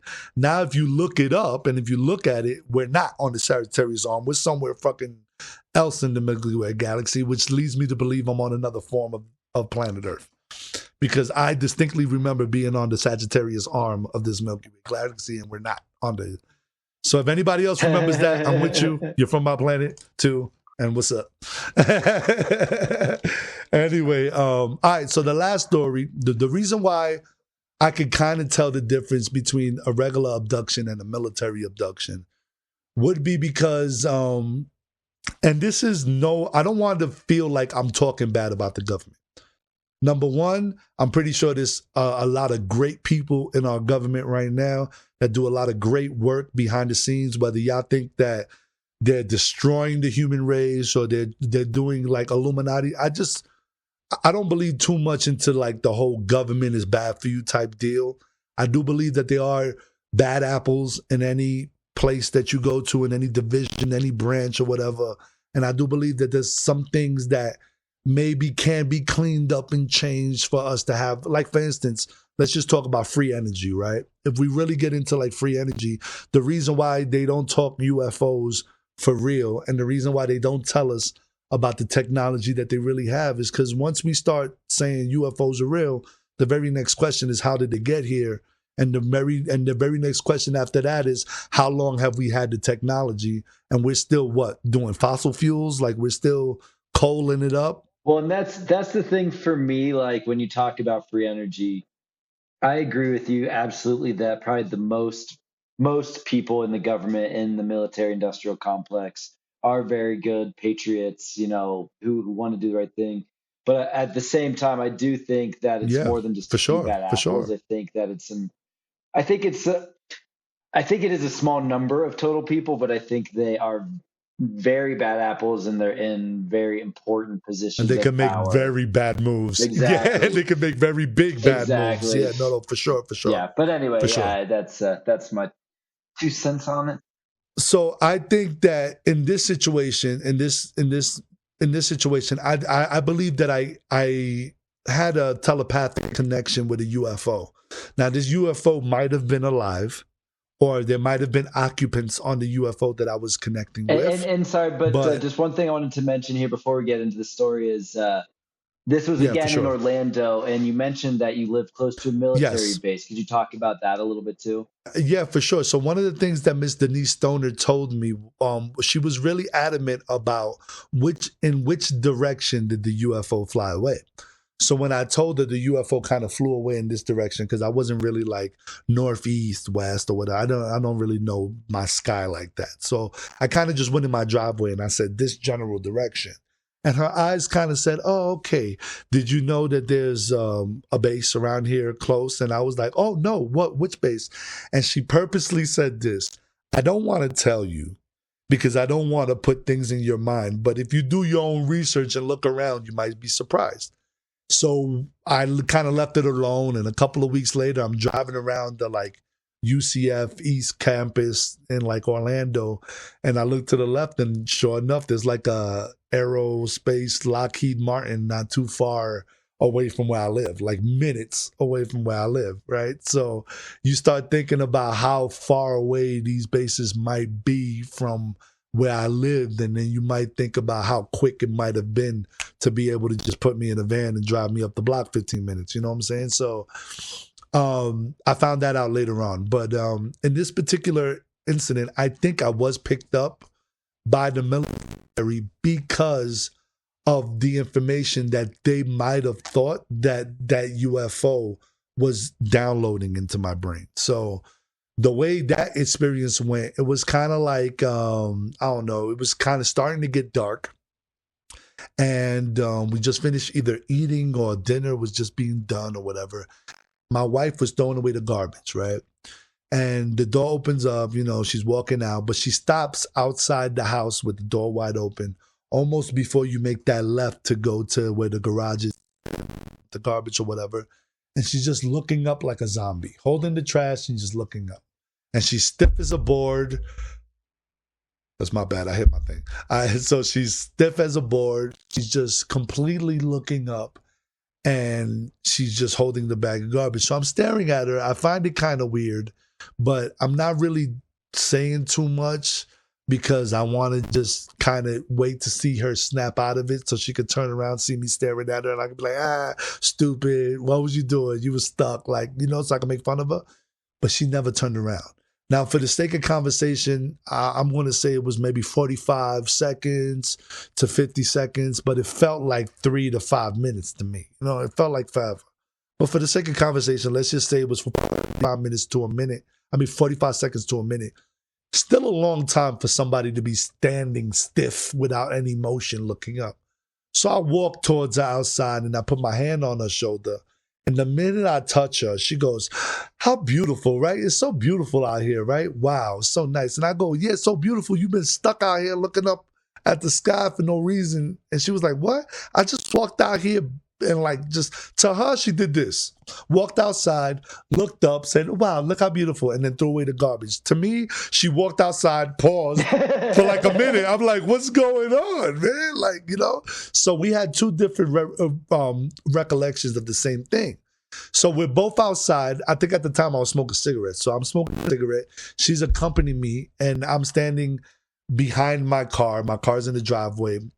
And we're kind of just looking up at the sky and the horizon. I see this light kind of rise up in the horizon and kind of just float in the air, kind of in the distance. And to me, it looked like one of those Chinese lanterns or Asian lanterns or whatever you call them for lack of a better word. And it was floating up.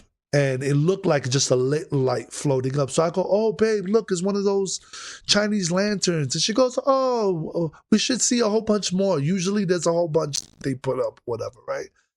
And it stopped going up. And we was like, wait a minute, the lanterns don't stop. They don't have brakes, right? They keep going up until they disappear or whatever. And this light stops. So I go, oh, it's a helicopter. That's what it is. And there's a helicopter. Maybe it's flying towards our way and we're seeing the spotlight and we just can't hear it because it's in the distance, right? Not a helicopter. I start piecing it all together and I go, damn, babe, I think we're looking at a UFO. Holy shit, I think we're looking at a UFO. And she goes, what? For real? And I go, no, for real. We're looking at a UFO. And she goes, oh, man. So I hold her hand and I go, I'm going to try to connect with it. So I look, I'm staring at it. And now we walk to the back of my car, which is now where the sidewalk is. So I'm in my driveway still, but I'm in the sidewalk and steps and you're in the street or whatever. And I'm in between the sidewalk and my driveway. And I'm looking up at this light in the distance. And I'm like, with peace, love, and light, I'm an ambassador from Earth. And I want to tell you with all the love I have in my heart, thank you for showing up today. And I just want to know that I'm connected with you. So can you please do me a favor and move to your right? And the minute I said that, it moved. And I was like, I said this in my mind though. So I was like, holy shit, holy shit, holy shit. So I got really, really excited, loud, out verbally. And I squeezed my wife's hand. And I said, I think I'm connected. I think I'm collected. I'm going to tell her to move to the left. And I said it to her verbally. And then in my mind, I said, with peace, love, and light, thank you so much for validating that we're collected right now.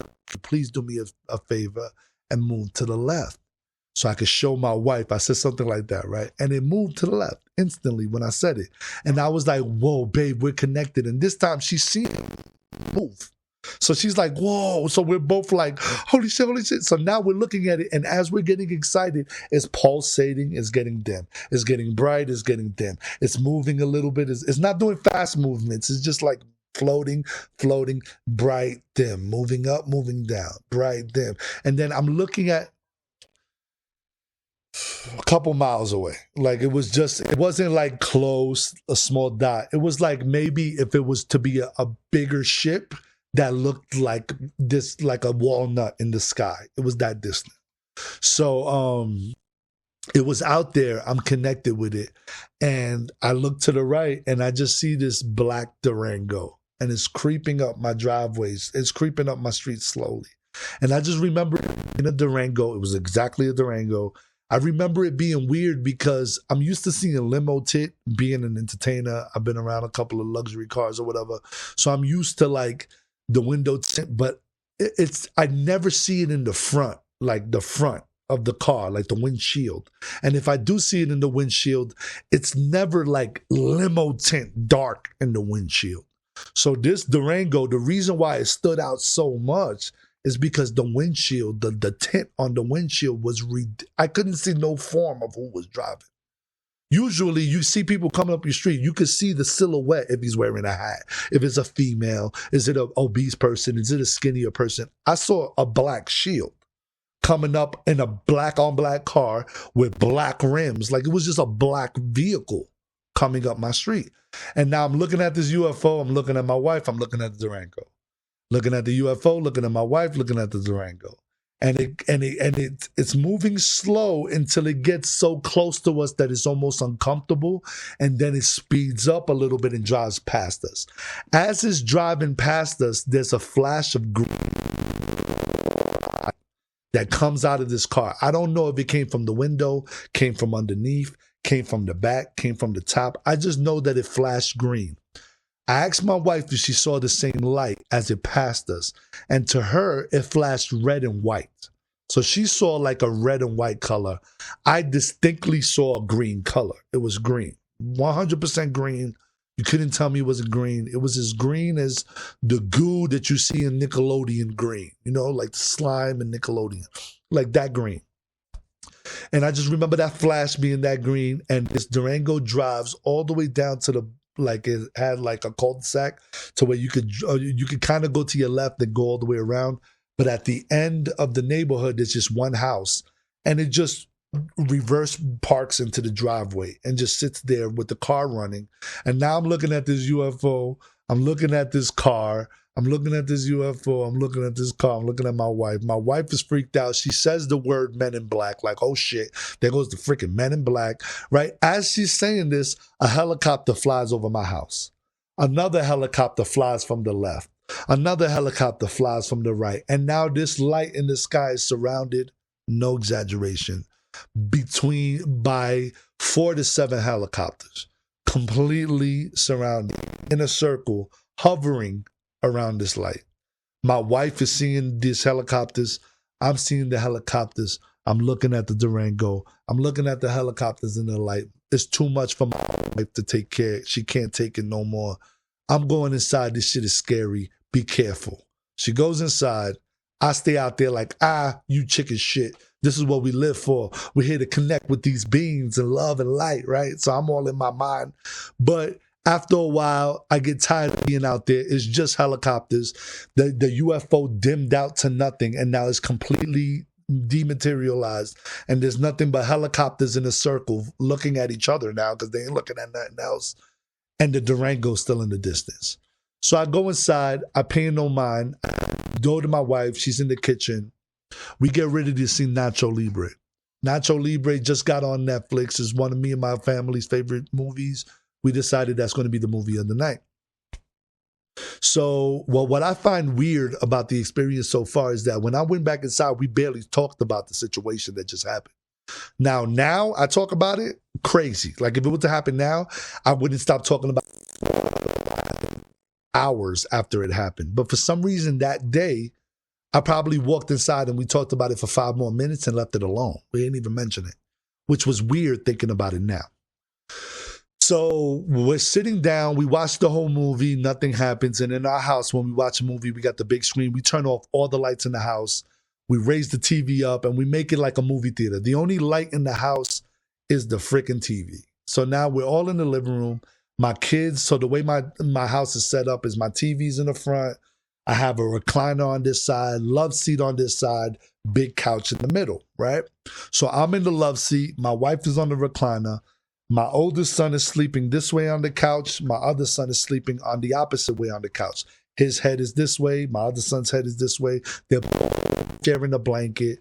My wife is sitting with almost Indian style on the recliner, and I'm just hanging out on the love seat. And the way that my layout is, my back is to my front door.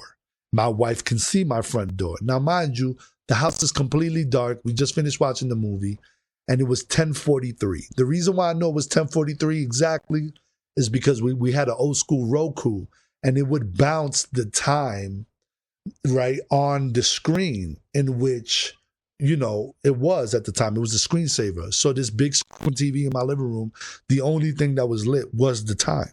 I can tell you it was 10:43. So I'm looking at this time. I'm talking to my wife. I forget what we're talking about, but I'm talking to her. My kids are asleep.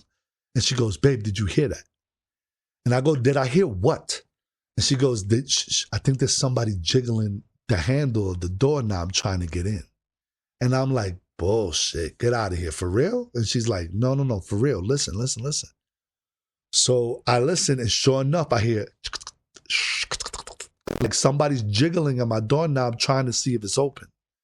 They're not pushing in, they're not aggressively, but they're jiggling at the doorknob. So I'm thinking it's either one of my stupid friends trying to be dumb, right, and try to scare me, right? But it does, my whole house is completely turned off. It's just a TV. So maybe it is a thief, you know, trying to get in. They see the house is dark. They think it might be empty. So now my head is going, my wife goes, go over there and check it out. So I go, of course, you're going to send me to die in a scary movie, right? So I go, I get up. Of course, send me to die, right? I go and get up. I slowly start walking towards the door. I don't want to turn the light on in the hallway because I had these curtains that I can move at my front door that allowed me to see completely outside. So my thing was walk all the way to the darkness and kind of like rip the curtains open and just see who's standing at my front door, and then turn on the light and then kind of get a visual of who's there, right? But to sneak up on it, right? Like, boo, I see you. What are you trying to sneak in my house, right? Like that type deal. As I'm walking towards, there's like a hallway before I get to my front door, in which there's a bathroom and another 2 rooms. And then my front door. So as I'm walking down the hallway, I get the sense to look to the right. The minute I look to the right of the hallway, there's this white flash. A light just hits me in my eyes. And it blinds me completely. And then I wake up and I'm in my back bathroom with my shirt off and I'm laid out. And I get this feeling, and I hear like this high-pitched sound in my ear, and my whole body feels like when your arm falls asleep on the couch, it's all tingly. And I remember in my lower back, I felt like the feeling of anesthesia. And the reason why I can tell you that is because I've had surgery for something that I've had. And I remember waking up out of surgery and just my lower back, I remember that nasty feeling of like the anesthetic, like the medicine in my spine. And I just remember waking up from the floor in my back bathroom with that same feeling of nastiness as I was waking up. And I get up and I run. I was like, the first thought in my head was, holy shit, my kids. That's all I thought about. Like my primal father instinct just kicked in. And I was like, oh my God, my kids. And I jumped up and I ran from my back bathroom through my bedroom into the living room. And I see my wife, she's in the love seat that I was sitting in, and she like crunched. So if you were to sleep in the love seat, you would sleep on your side, kind of with your knees almost touching your stomach. She was sleeping with her chin touching her chest and her knees almost touching her stomach, like sat in the love seat, which is the most uncomfortable way to sleep. No blanket, no nothing. My oldest son was on the couch, but his feet was where the pillow was, and his whole body was completely under the blanket. So like where his head should have been is where his feet are, and he's completely underneath the blanket, sleep on the bed. And then my youngest son is underneath my kitchen table with a pillow and a blanket, completely asleep. And I'm like, which he never does because we never played fort under there or whatever. We never done that. So I run to my wife. I slap her on the knee really like wake up, wake up. And she snaps out of it like, huh? What happened? What? And I go, babe, what time is it? And I turn around, look at the time, bro. It must have been like either 1:49 or like 2:49. It was just hours after 10:43, bro. Remember, in my mind, I got up out the couch. I walked to the front and a flash of light. I woke up in the bathroom. Maybe 5 minutes could pass. Maybe in my mind, 5 minutes could pass. Not 2.5, 3 hours, bro. I look at the time now, bouncing on the thing. It's like 1:49 or like 2 and change in the morning. My wife goes, what happened? What happened? And she's like startled. And I go, what you mean what happened? Look what time it is. It's like 2 in the morning. Yo, what you mean what happened? She was like, all I remember is telling you somebody was at the door. Then I saw a white light. And now you're waking me up. That's it. So that was what I assumed was the military abduction. Now, I believe that it was an actual military abduction because I remember the anesthesia, I remember the missing time, and I remember the men in black of that day or whatever you call them or whatever, the MIB or whatever, and in the Durango. And if you put all that together, maybe, just maybe, they wanted to see if I was downloaded with any information. So they took me to another facility, tried to get it out of me, and then brought me home. So that's what I'm assuming. That's why I'm saying, like, I'm not really mad at the government. I'm not like anti-government. They were just doing it. Like, how do they know I wasn't given like plans to destroy the planet? You know what I'm saying? So like, maybe they're just doing their job. You know what I'm saying? So I don't really got any hate towards the government when it comes to like, you know, oh, you've got a military abduction. That's messed up. I mean, it is what it is. It's like, just like I got a job to do in saying this information, some people got a job to do in extracting the information. So it is what it is. So it is, I don't got no hate. So that's pretty much, in a nutshell, my crazy life. And the way I like to wrap up all these conversations is I like to say that I believe that this is happening. Not because I'm Neo, because I'm the chosen one. Not because I'm like this special guy out of a billion people or billions of people on the planet. What I believe is happening to me is something that's happening to a ton of people out there. And I believe that because of it, I've just been shown a purpose in which I love, in which fills my soul, my every need. Being able to talk about these experiences, being able to transmute these experiences and negativity into positive through my music and my art is just kind of laying the foundation and showing people that, yo, I've had PTSD bad over these experiences, and I've been able to change that feeling into positivity and wanting to connect with these beings closer, and knowing that they're family, and knowing that just like any family, there's bad people and there's good people. So I don't want everybody out there to think, there's a lot of people out there that think that all extraterrestrials are positive. And I believe that if you think that, you're crazy, because if there's all positive, I mean, I believe that there might be planets of extraterrestrials that are all positive, but the whole spectrum of it, there's going to be good and there's going to be bad. But I also believe that the really good ones protect us here on Earth. And I believe that the bad ones are only allowed to influence you if you allow it. And if you understand how powerful we are as beings, we are telepathic. We can heal ourselves. We can get energy from the sun, and we could ground ourselves with Mother Earth. We can use our art to be able to give knowledge. We can cast spells with our words. We can manifest with our thoughts. There's so many things that humans can do and that we're capable of that a lot of people don't understand. And that's also what I like to embody in my work. It's not just about our family from the stars. Yes, there's Palladians out there. Yes, there's Nordics and insectoids and water beings and grays and nomos and ebens, and the list goes on.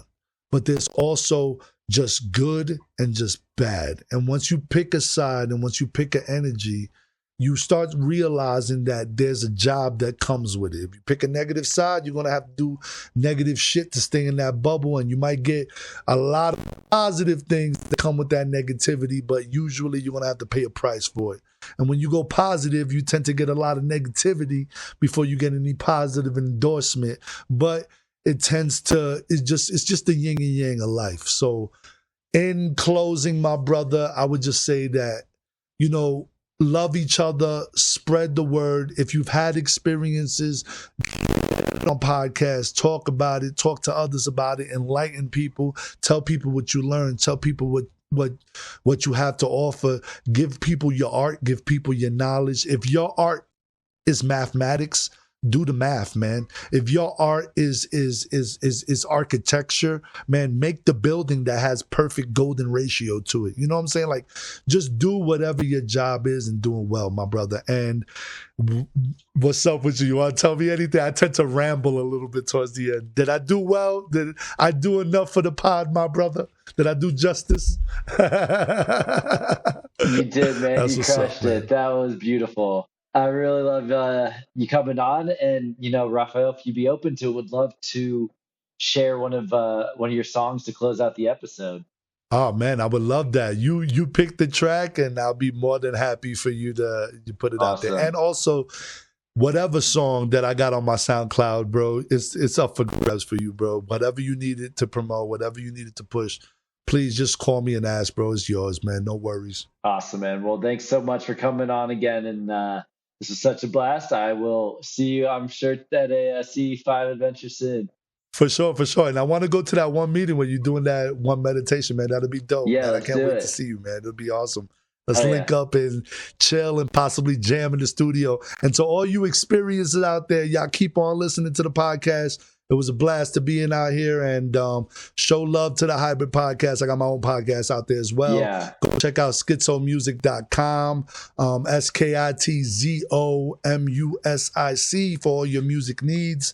And give this podcast a like and a share. If it resonates with you, leave comments and show my boy over here some love, man, because he's doing great work, man. It was a blessing to be on the podcast, for real. Absolutely. Thank you, man. And we'll include the links in the show notes as well. So thanks again, and I'll see you soon. All right. Awesome, man. Can't wait. We're going to have to do like a part 2, part 3, something. Absolutely. Let's make it happen.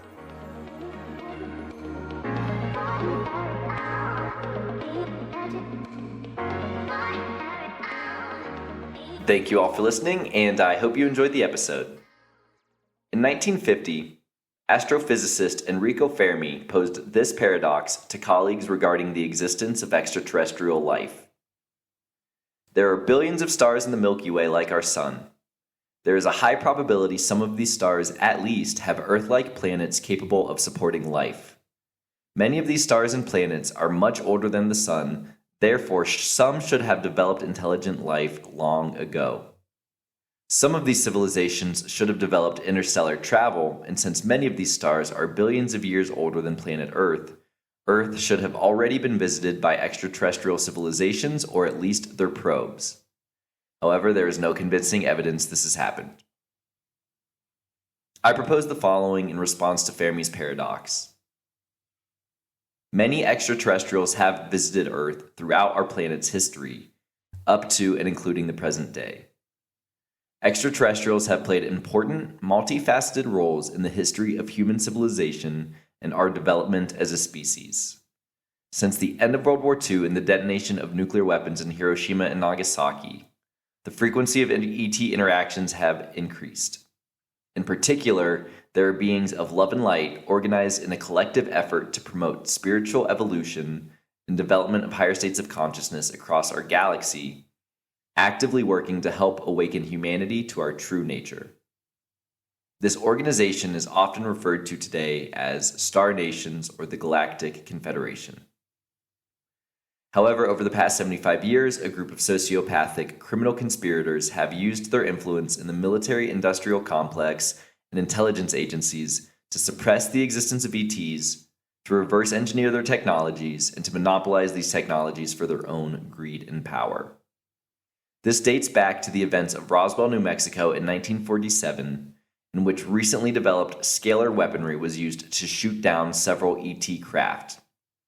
The ensuing recovery of the craft and their technologies helped expedite the creation of the CIA. The organization known as MJ-12, amongst other names, was given unchecked power, money, and secrecy to cover up the ET phenomenon and to develop weaponry based on this technology. Under the leadership of men like Alan Dulles, MJ-12 seized control of the military intelligence industrial complex, most importantly through their control of unacknowledged special access programs, or USAPs, buried deep within the Department of Defense. This criminal organization, often referred to as the Cabal or the Deep State, has been absolutely ruthless in their suppression of the existence of ETs. This includes 1, the assassination of reporters and whistleblowers, 2, the siphoning of trillions of taxpayer dollars, and 3, the use of intelligence assets in the media and scientific community to establish a culture that systemically gaslights, ridicules, and stigmatizes anyone who encounters ETs or witnesses their craft. In order to expose this cabal and to establish peaceful diplomatic relations with humans, the Galactic Confederation is now working in tandem with humans of high spiritual development to raise the collective consciousness of humanity. Once this crime syndicate has been brought to justice, human society will finally be able to establish world peace instead of our current paradigm of perpetual war. At that point, humanity will be ready for open diplomatic relations with extraterrestrials and to benefit from their higher states of spiritual and technological development, including their understanding of zero-point or free energy, auditive levitation, and the science of consciousness. So that's a lot, I know. It's quite an incredible story, which is part of the reason it's been so easy to dismiss by the public. I'm sure that my answer to Fermi's paradox doesn't come close to capturing all of the nuances and complexities associated with the ET phenomenon. However, directionally, I believe it represents a much truer depiction of reality than the one we've been led to believe. Take the abduction phenomenon, for example. In this episode, Ralf walked through vivid depictions of ET abductions that involved 3 generations of his family. As weird and unbelievable as the stories are, they resonate with the stories of hundreds of thousands of experiencers. And the importance of field consciousness theory as it relates to the ET phenomenon cannot be understated. And yet my guess is that most listeners who have not directly experienced extraterrestrials remain skeptical of the abduction phenomenon and the existence of ETs. Why do we as a society claim that there is no evidence of ETs, yet when brave men and women like Ralf tell their stories, we immediately look to discredit them as lunatics or liars? This all stems back to the psychological warfare tactics used by MJ-12 or Majestic 12 to gaslight the world and hide the truth about ETs in plain sight.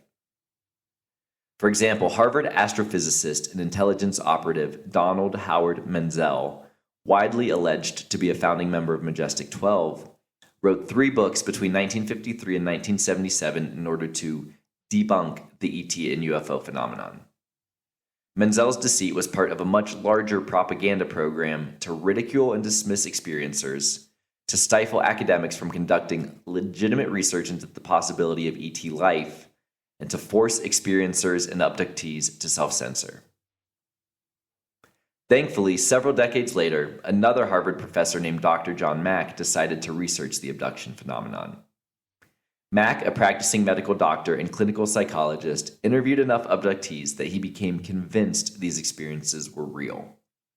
In 1994, he published the book Abduction: Human Encounters with Aliens. Following the book's publication, the dean of Harvard's medical school appointed a committee of peers to confidentially review Mack's clinical care in his investigation of people who'd shared alien encounters with him.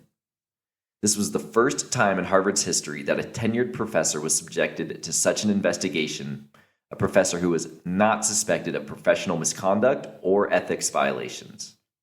This is a perfect example of how the study of ETs has been suppressed within the academic community. Here's a clip of John Mack at a metaphysics conference in 2001 describing his experience. Now, what happened with me is that I, as most of you know, began about 12 years ago to work with people who'd had these so-called abduction experiences, encounters with strange beings.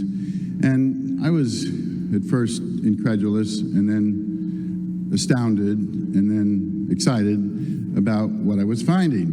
And I figured if I went out there and wrote about that and talked about that, everybody who could listen, intelligent or not really, would find it equally exciting and find that this is really important and that we were in a relationship with beings from another dimension or whatever it was. But that wasn't the response that I received. I found a lot of people got very upset about this and began to wonder why somebody who was more or less respected Harvard professor would embark on such a strange and disturbing journey, a disturbed journey that it was, and the focus became upon me and what was wrong with me that I should even take such things seriously. And of course, in the psychiatric community, there's no shortage of diagnoses for people like me. The notion of a midlife crisis was extended into the late 60s, and which I found, you know, sort of curiously satisfying in a way. But the fact is that this ran into a kind of buzzsaw in the media and at Harvard, so much so that a committee was appointed, a 3-person committee to investigate. There was vague hints of a kind of Kafka-like nature that questions had been raised about my methods, and I was thoroughly investigated for 15 months. And the dean, when he presented to me the letter telling me that this committee had been formed, said, "John, you wouldn't be in, because we had been friends, you wouldn't be in trouble if you just said you discovered a new psychiatric syndrome whose cause was unknown. It's when you said that this work required that perhaps we reconsider the nature of reality. That's what got you into trouble." Mack goes on to describe some of the nuances of the abduction phenomenon that make it difficult to study with the traditional scientific method. It's also, as for example in the so-called alien abduction matter, the stakes are very high. We're dealing with something which so fundamentally challenges the Western worldview, as those of us that claim to be, or offering information that might do that, are being held to very tough standards, and properly so, because the scientific method, whatever its limitations has been, has developed very clear standards of experimentation, testing, rational analysis, replicability, and so forth. And we don't have that. And we can't have that. But what can we have? Well, we're dependent on the reports. Not entirely. There is physical evidence. People, for example, abductees do have marks on their bodies. There's missing time, although it's hard to objectify that. But the physical evidence is kind of like if you were trying to study a giant and all that you got was the toenail of the giant. You know, I even like the image of it because it's sort of curved like a spaceship, you know. And you study that toenail, and you think you measure it, and you get how many toenails have you seen, and how many people have seen it, and this and that, and you conclude this is what it's about. But you don't see the toe, you don't see the rest of the body, you don't see the giant that's there. You miss knowing. So, but how do you know the giant of the reality beyond? You know through consciousness, through your whole self, but how do you know what's reliable? And I don't have the answer to this. I just can keep asking this question and addressing it. In part, it's a clinical question because it involves the reliability of the people who are making the reports.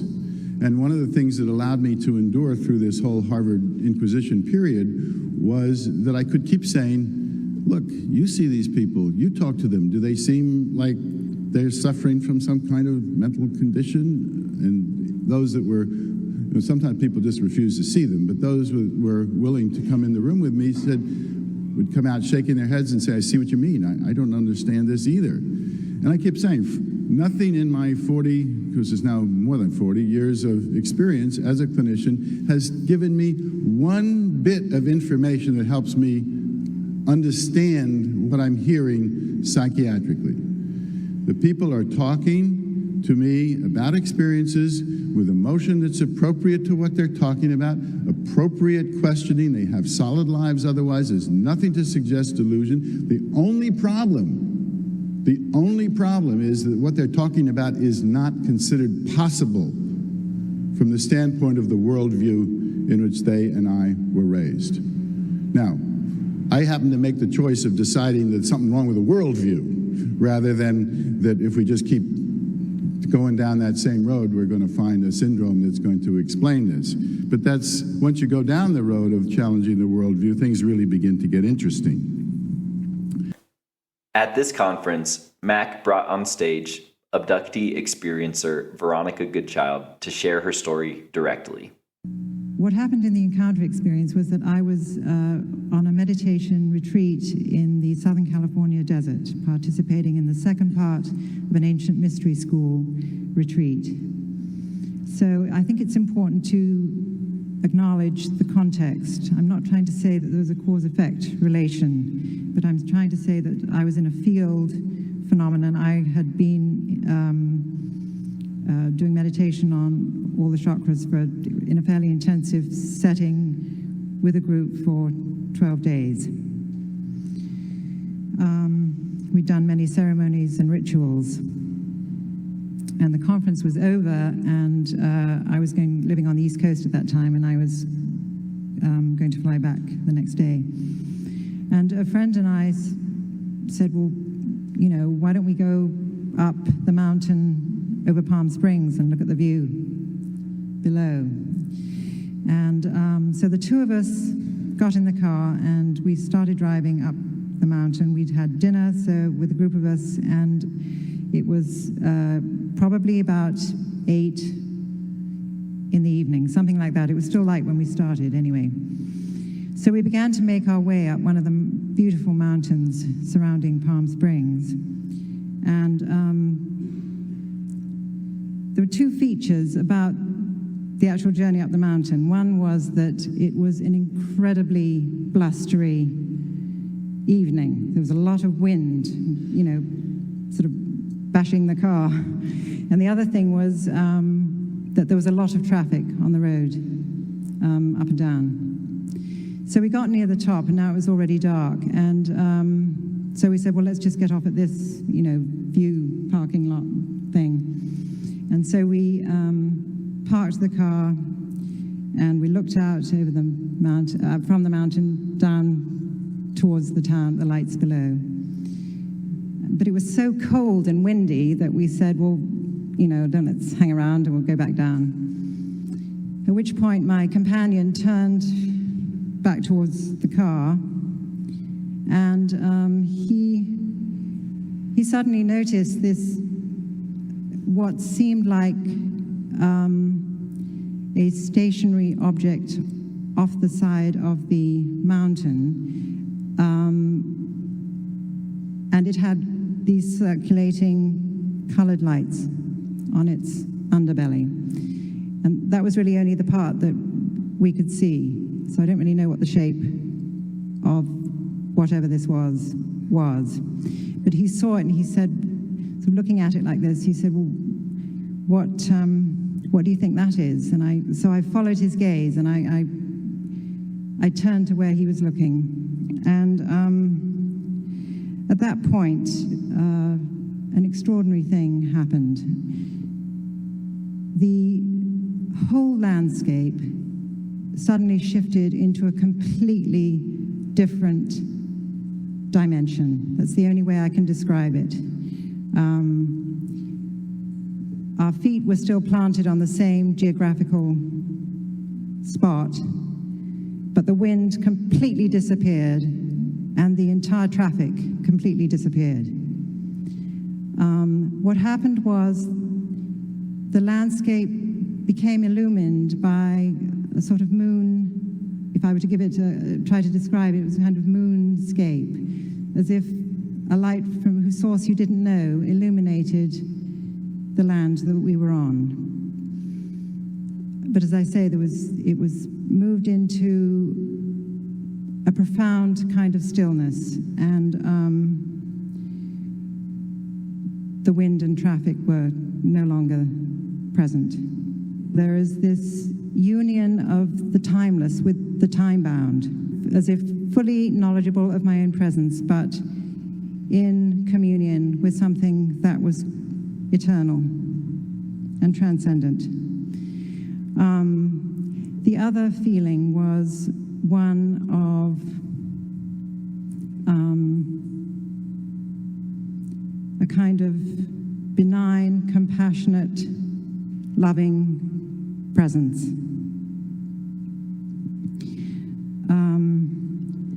I think we are being called increasingly to the center that is the heart.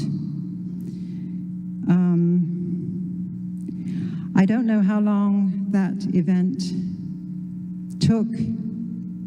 When I say to people I don't know, I can only say it seemed like about 2 minutes, even that maybe longer than it was. But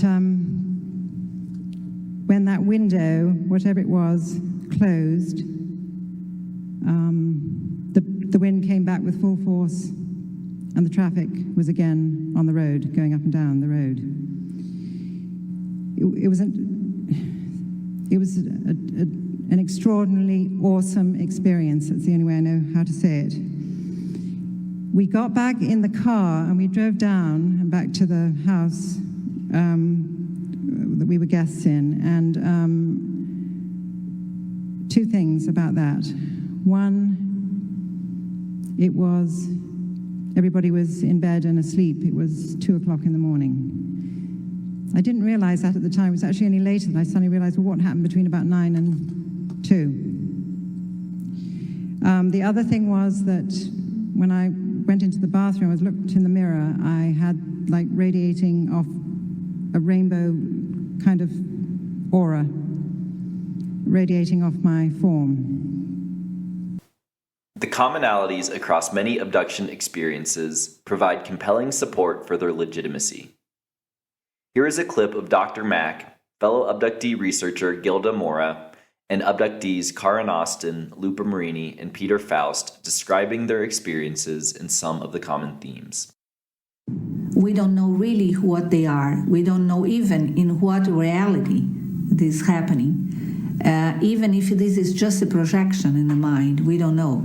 But follow the same pattern. I think the most characteristic element is the perception of light. And the light seems to have a certain power in it. And as I was going down to sleep, I thought, there's a blue light coming through. I woke up, the light. I wonder what that is. And I just went to sleep. The light was very bright, very blue, very, very blue. White light hits me in the forehead, and I find myself like paralyzed. The light seems to contain within itself some kind of special energy that can move The light people. comes and over the person. Often they really do feel that their physical body is They taken. feel they're being taken by the light. They're not in the room anymore, and they are floated. It's the word they usually use. I have memories of feeling myself very clearly, being floated out of the living room. And then I felt myself through being the door. lifted up and out and watched myself go through the French doors and through onto the deck of our house. They get taken up into some kind of a craft. And then kind of being lifted up into the ship. up into the bottom of the ship that wasn't very far away in this pink sort of orangish ready In light. a classic kind of, in a beam of light. Sometimes there'll be humans working alongside the aliens, or the typical humanoid grays. They go up to about the middle of my chest, so I'd say that's about 4.5 feet It had this gray head, They're grayish skin and color. pointy chin, and these large liquid Shaped black heads, eyes. kind of pear-shaped heads with large eyes, almond-shaped eyes. No nose that I could really tell. No lips. Just sort of a slit from mouth. Kind of snake skinny, kind of like that very smooth or shark skin or kind of fish Like skin. beings, reptilian beings, insect-like beings, praying mantis-like beings. And then procedures occur, which involve examinations, poking. I was on a table in the ship, and they shoved this needle into my belly. And I thought, oh my God, I'm gonna die from this pain. Distinct 2 puncture marks. It wasn't red and raised like a normal spider bite would be. And as I recall, it healed very quickly. It healed unusually. I woke up the next morning from this really nasty experience of the reptilians with the puncture gun, and I had 3 puncture marks in my belly left over that healed in this really strange way, very quickly, like with 3 little sunburn marks on them. In addition to extraterrestrial abductions, researchers and experiencers have also reported abductions believed to be carried out by groups within the military and the intelligence agencies. This gets into some of the darker elements of the true nature of reality, but is something we must acknowledge if we are to find the truth. Stories include the use of mind control or psychotropic weaponry. Others allege a plan by the intelligence agencies to use psychological warfare and to set the stage for a future false flag attack to be blamed on hostile extraterrestrials, when in reality it will be carried out by humans using reversed engineered technology. There are also frequent allegations that the leaders of this cabal are in collusion with certain lower vibrational, non-human species, including reptilian beings that frequently appear in darker ET experiences. I can't begin to speculate as to how deep the conspiracy goes. All I can say is that the true nature of reality is way stranger and more complicated than we've been led to believe. When we consider that A, ETs are here, actively playing a role in world events, and B, the physics of a consciousness-based cosmology turn everything in our materialistic Newtonian cosmology upside down, we have to broaden our worldview on what is possible. Here's Dr. Mack responding to a question on these darker elements. Dr. Mack, have you made any comparisons between the contactee experiences and those, the ever-increasing number of those that claim to be the victim of some kind of mind control technology? That's another frontier in this field. Somebody did a study in McCarthy in New Jersey that something like 40% of people that are reporting mind control experiments when they are studied in greater depth are abductees. And there is a whole complex of phenomena which seem to be interrelated, which is a kind of dark frontier in this. By the way, speaking of dark frontiers, did you happen to notice the cartoon in the latest Newsweek which shows Darth Vader figure tapping Mr. Rumsfeld, the Secretary of Defense Rumsfeld, looms over him, this dark, tapping him, and he's saying to him, "I am your father." The latest Newsweek, I mean, they're catching on out there, you know. I mean, the whole militarization of space deserves some discussion in terms of the dark energies. So you take the military abduction. Some people, this is a very controversial area. Some people report that aliens, and they've seen aliens and military people working together in underground bases. Other people report the NSA is doing all kinds of mind control experiments on the abductees, or they meet the abductees when they come out of the ships, and there they are. I tend, and this may be related to the non-ordinary state work I've done, but I tend to see this not necessarily entirely literally, more as some kind of archetypal expression of the shadow side of our whole being, where the whole military complex represents that shadow and is emergent with the abduction phenomenon in some way. Not that there isn't a lot of destructive stuff going on, but when it's connected with the abduction phenomenon, I tend not to take it entirely literally, but I don't know. So it's a scary area. I mean, I've stayed away from it in some ways. I mean, it's an area where people who've done this research have gotten into, disappeared mysteriously, or gotten what? I don't know. I don't even want to. It's a very disturbing subject. Unfortunately, over the past 21 years, additional evidence continues to surface that the military's involvement in the ET phenomenon is not just an archetypal expression of consciousness. Rather, unacknowledged special access programs are actively suppressing the truth by any means necessary and monopolizing these revolutionary technologies for weaponry. 3 years after this conference, Dr. Mack was killed by a motor vehicle when crossing the sidewalk in London. I don't say any of this to scare you, but rather so you can recognize both the profound implications of what's at stake in the extraterrestrial phenomenon and as a suggestion that we should not make broad generalizations based on specific experiences. As Mack suggested, we shouldn't assume to understand a giant by the remnants of its toenail. Goodchild provided some insights on the darker side of the ET phenomenon and its relationship to the broader dark night of the soul through which humanity is currently going. I did want to say just very briefly about this dark aspect. I think if you look at all the religious traditions of the world and the Gnostic and mystical traditions, the element of the dark night of the soul or the black sun, there are these connections between the dark and the light in all mystical traditions, and that is part of any analysis. It's part of spiritual journey. Facing the dark aspects are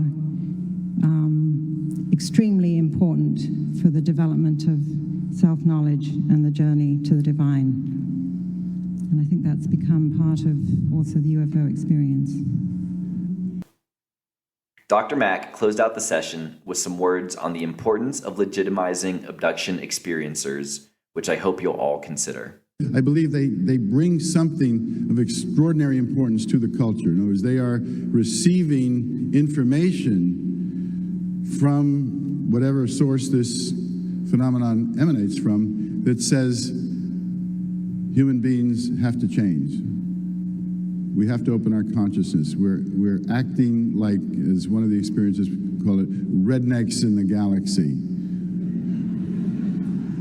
Bent on destroying not only ourselves, but life way beyond ourselves, other species on the planet, and even causing a cosmic ripple in the dimensions of our destructiveness. They have to change. The experiencers have something terribly important to tell us about this, but then those of us that work with them have that job of trying to legitimize what they have to say. Finally, I want to touch on the idea of a hybridization program, which Ralf brought up in this episode and is another common theme amongst abductees. The broad theory is that there is some type of hybridization effort ongoing between humans and extraterrestrials, be it by traditional reproductive means, artificial insemination, genetic engineering, or some combination of the above. I certainly can't speak to any of this myself, but I've heard enough stories from experiencers to believe there's really something here. This idea of a hybridization program probably comes off as some combination of weird, unbelievable, gross, scary, and ridiculous. All I can say is that just because we don't understand something does not mean we have to fear it. While I certainly don't want any external party, be they extraterrestrial, human, or other, to force me into procreation against my will, I ask that you consider the following. Is it possible that this interaction with beings of higher intelligence is a reflection of human interaction with beings of lower intelligence? The way we've sought to dominate and control nature. The excessive eating of meat, predominantly commercially farmed and genetically modified. The destruction of rainforests, the lungs of our planet, for farmland to raise more cattle. As above, so below. If we want to have full dominion over our bodies, minds, and souls as a species, as I certainly do, maybe our collective consciousness first needs to be ready for that responsibility. This question of dominion over human DNA gets back to the origins of humanity here on Earth. Now, conventional science believes human civilization evolved gradually in a process of Darwinian evolution that occurred linearly over millions of years. Unfortunately, those theories don't hold up under scrutiny. Increasingly, evidence has been found showing civilization is more appropriately characterized by catastrophism, with cyclical rises and falls in human civilization. The most recent catastrophe was likely with a cosmic impact at the beginning of the Younger Dryas period about 12,900 years ago. Furthermore, genes do not determine the path and speed of evolution, but rather proteins controlled by the mind epigenetically drive evolution in response to the environment. One possible alternative to the origins of human life on Earth is the idea of directed panspermia. Panspermia refers to the introduction of life to a new habitat from an astronomical object. This phenomenon of panspermia could happen accidentally, such as through a comet impact. Or the panspermia could have been directed by some form of intelligence with the deliberate intentions of placing life in the new habitat. This idea of directed panspermia was made popular by Francis Crick, who in 1953, alongside James Watson, had published a paper that laid the groundwork for our understanding of DNA's helical structure and its functions. Crick was shocked by the complexity of the DNA code, and he hypothesized that it was so mathematically complex that it could not have evolved on Earth in the 4.5 billion years since Earth was formed. Therefore, it could have originated from a far distant planet and possibly sent to Earth intentionally by a species of higher intelligence. And so as we explore the ET phenomenon, maybe we shouldn't just be asking, who are these beings? Maybe we should also be asking, are we ourselves extraterrestrials?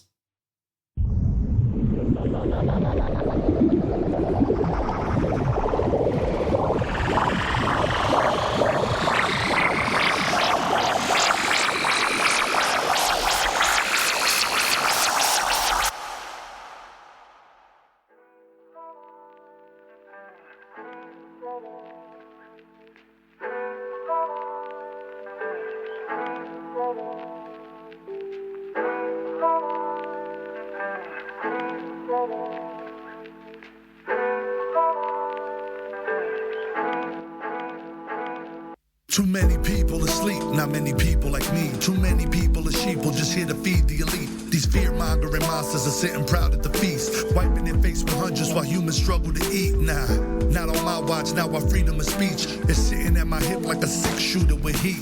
It's in my bloodline, DNA is the key. The minute we activate it, they falling right at our feet. So they keep it hush-hush, plugging up all the leaks. If you speak, get yourself some surveillance watching the street, cause they coming. No need for the running, they got a fleet, stand strong. Don't look at the beast until he's weak, that's the mood. Always red, always blue pillin'. Give me 2 mushrooms in a room with true feelings and I'm cool. No way I could lose what you giving me the same energy back that's been written. They try to say that I'm crazy and I'm out of control, cause I know what I know. We're fighting spiritual wars and dreams stayed on the low. If you knew what I know, then you would work on your karma, cause you know how it goes. Solar flares got us breaking the code, and they scared, cause they know what I know. And it goes like this, you're more than a physical body. You're embodying a force that exists beyond imagination in a realm full of bliss, where true knowledge is given to the ones that enlist in this spiritual war that the gods are fighting.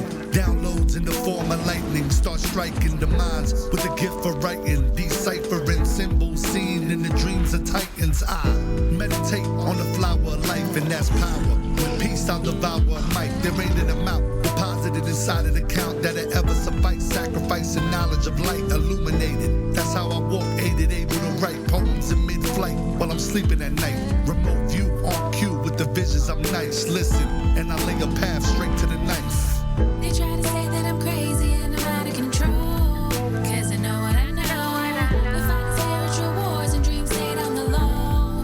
If you knew what I know, then you would work on your karma, cause you know how it goes. Solar flares got us breaking the code, and they scared, cause they know what I know. And oh yeah, what's the meaning of life? I'm a star seed. When I speak, heed the advice. Social media algorithm is leading the sight. Modern man programmed with their own hand, believe in the hype. Your third eyes are calcified, files reclassified, and the government never talk like pantomimes. Yeah, you always listen. I learn from your mistakes. That's what I call wisdom. Playing in the sandbox with indigo children. I knew that I was different. Yeah, victim to the system. I'm victim to my mission, and everything I'm gifted with is crazy how sad it can be when you see your significance.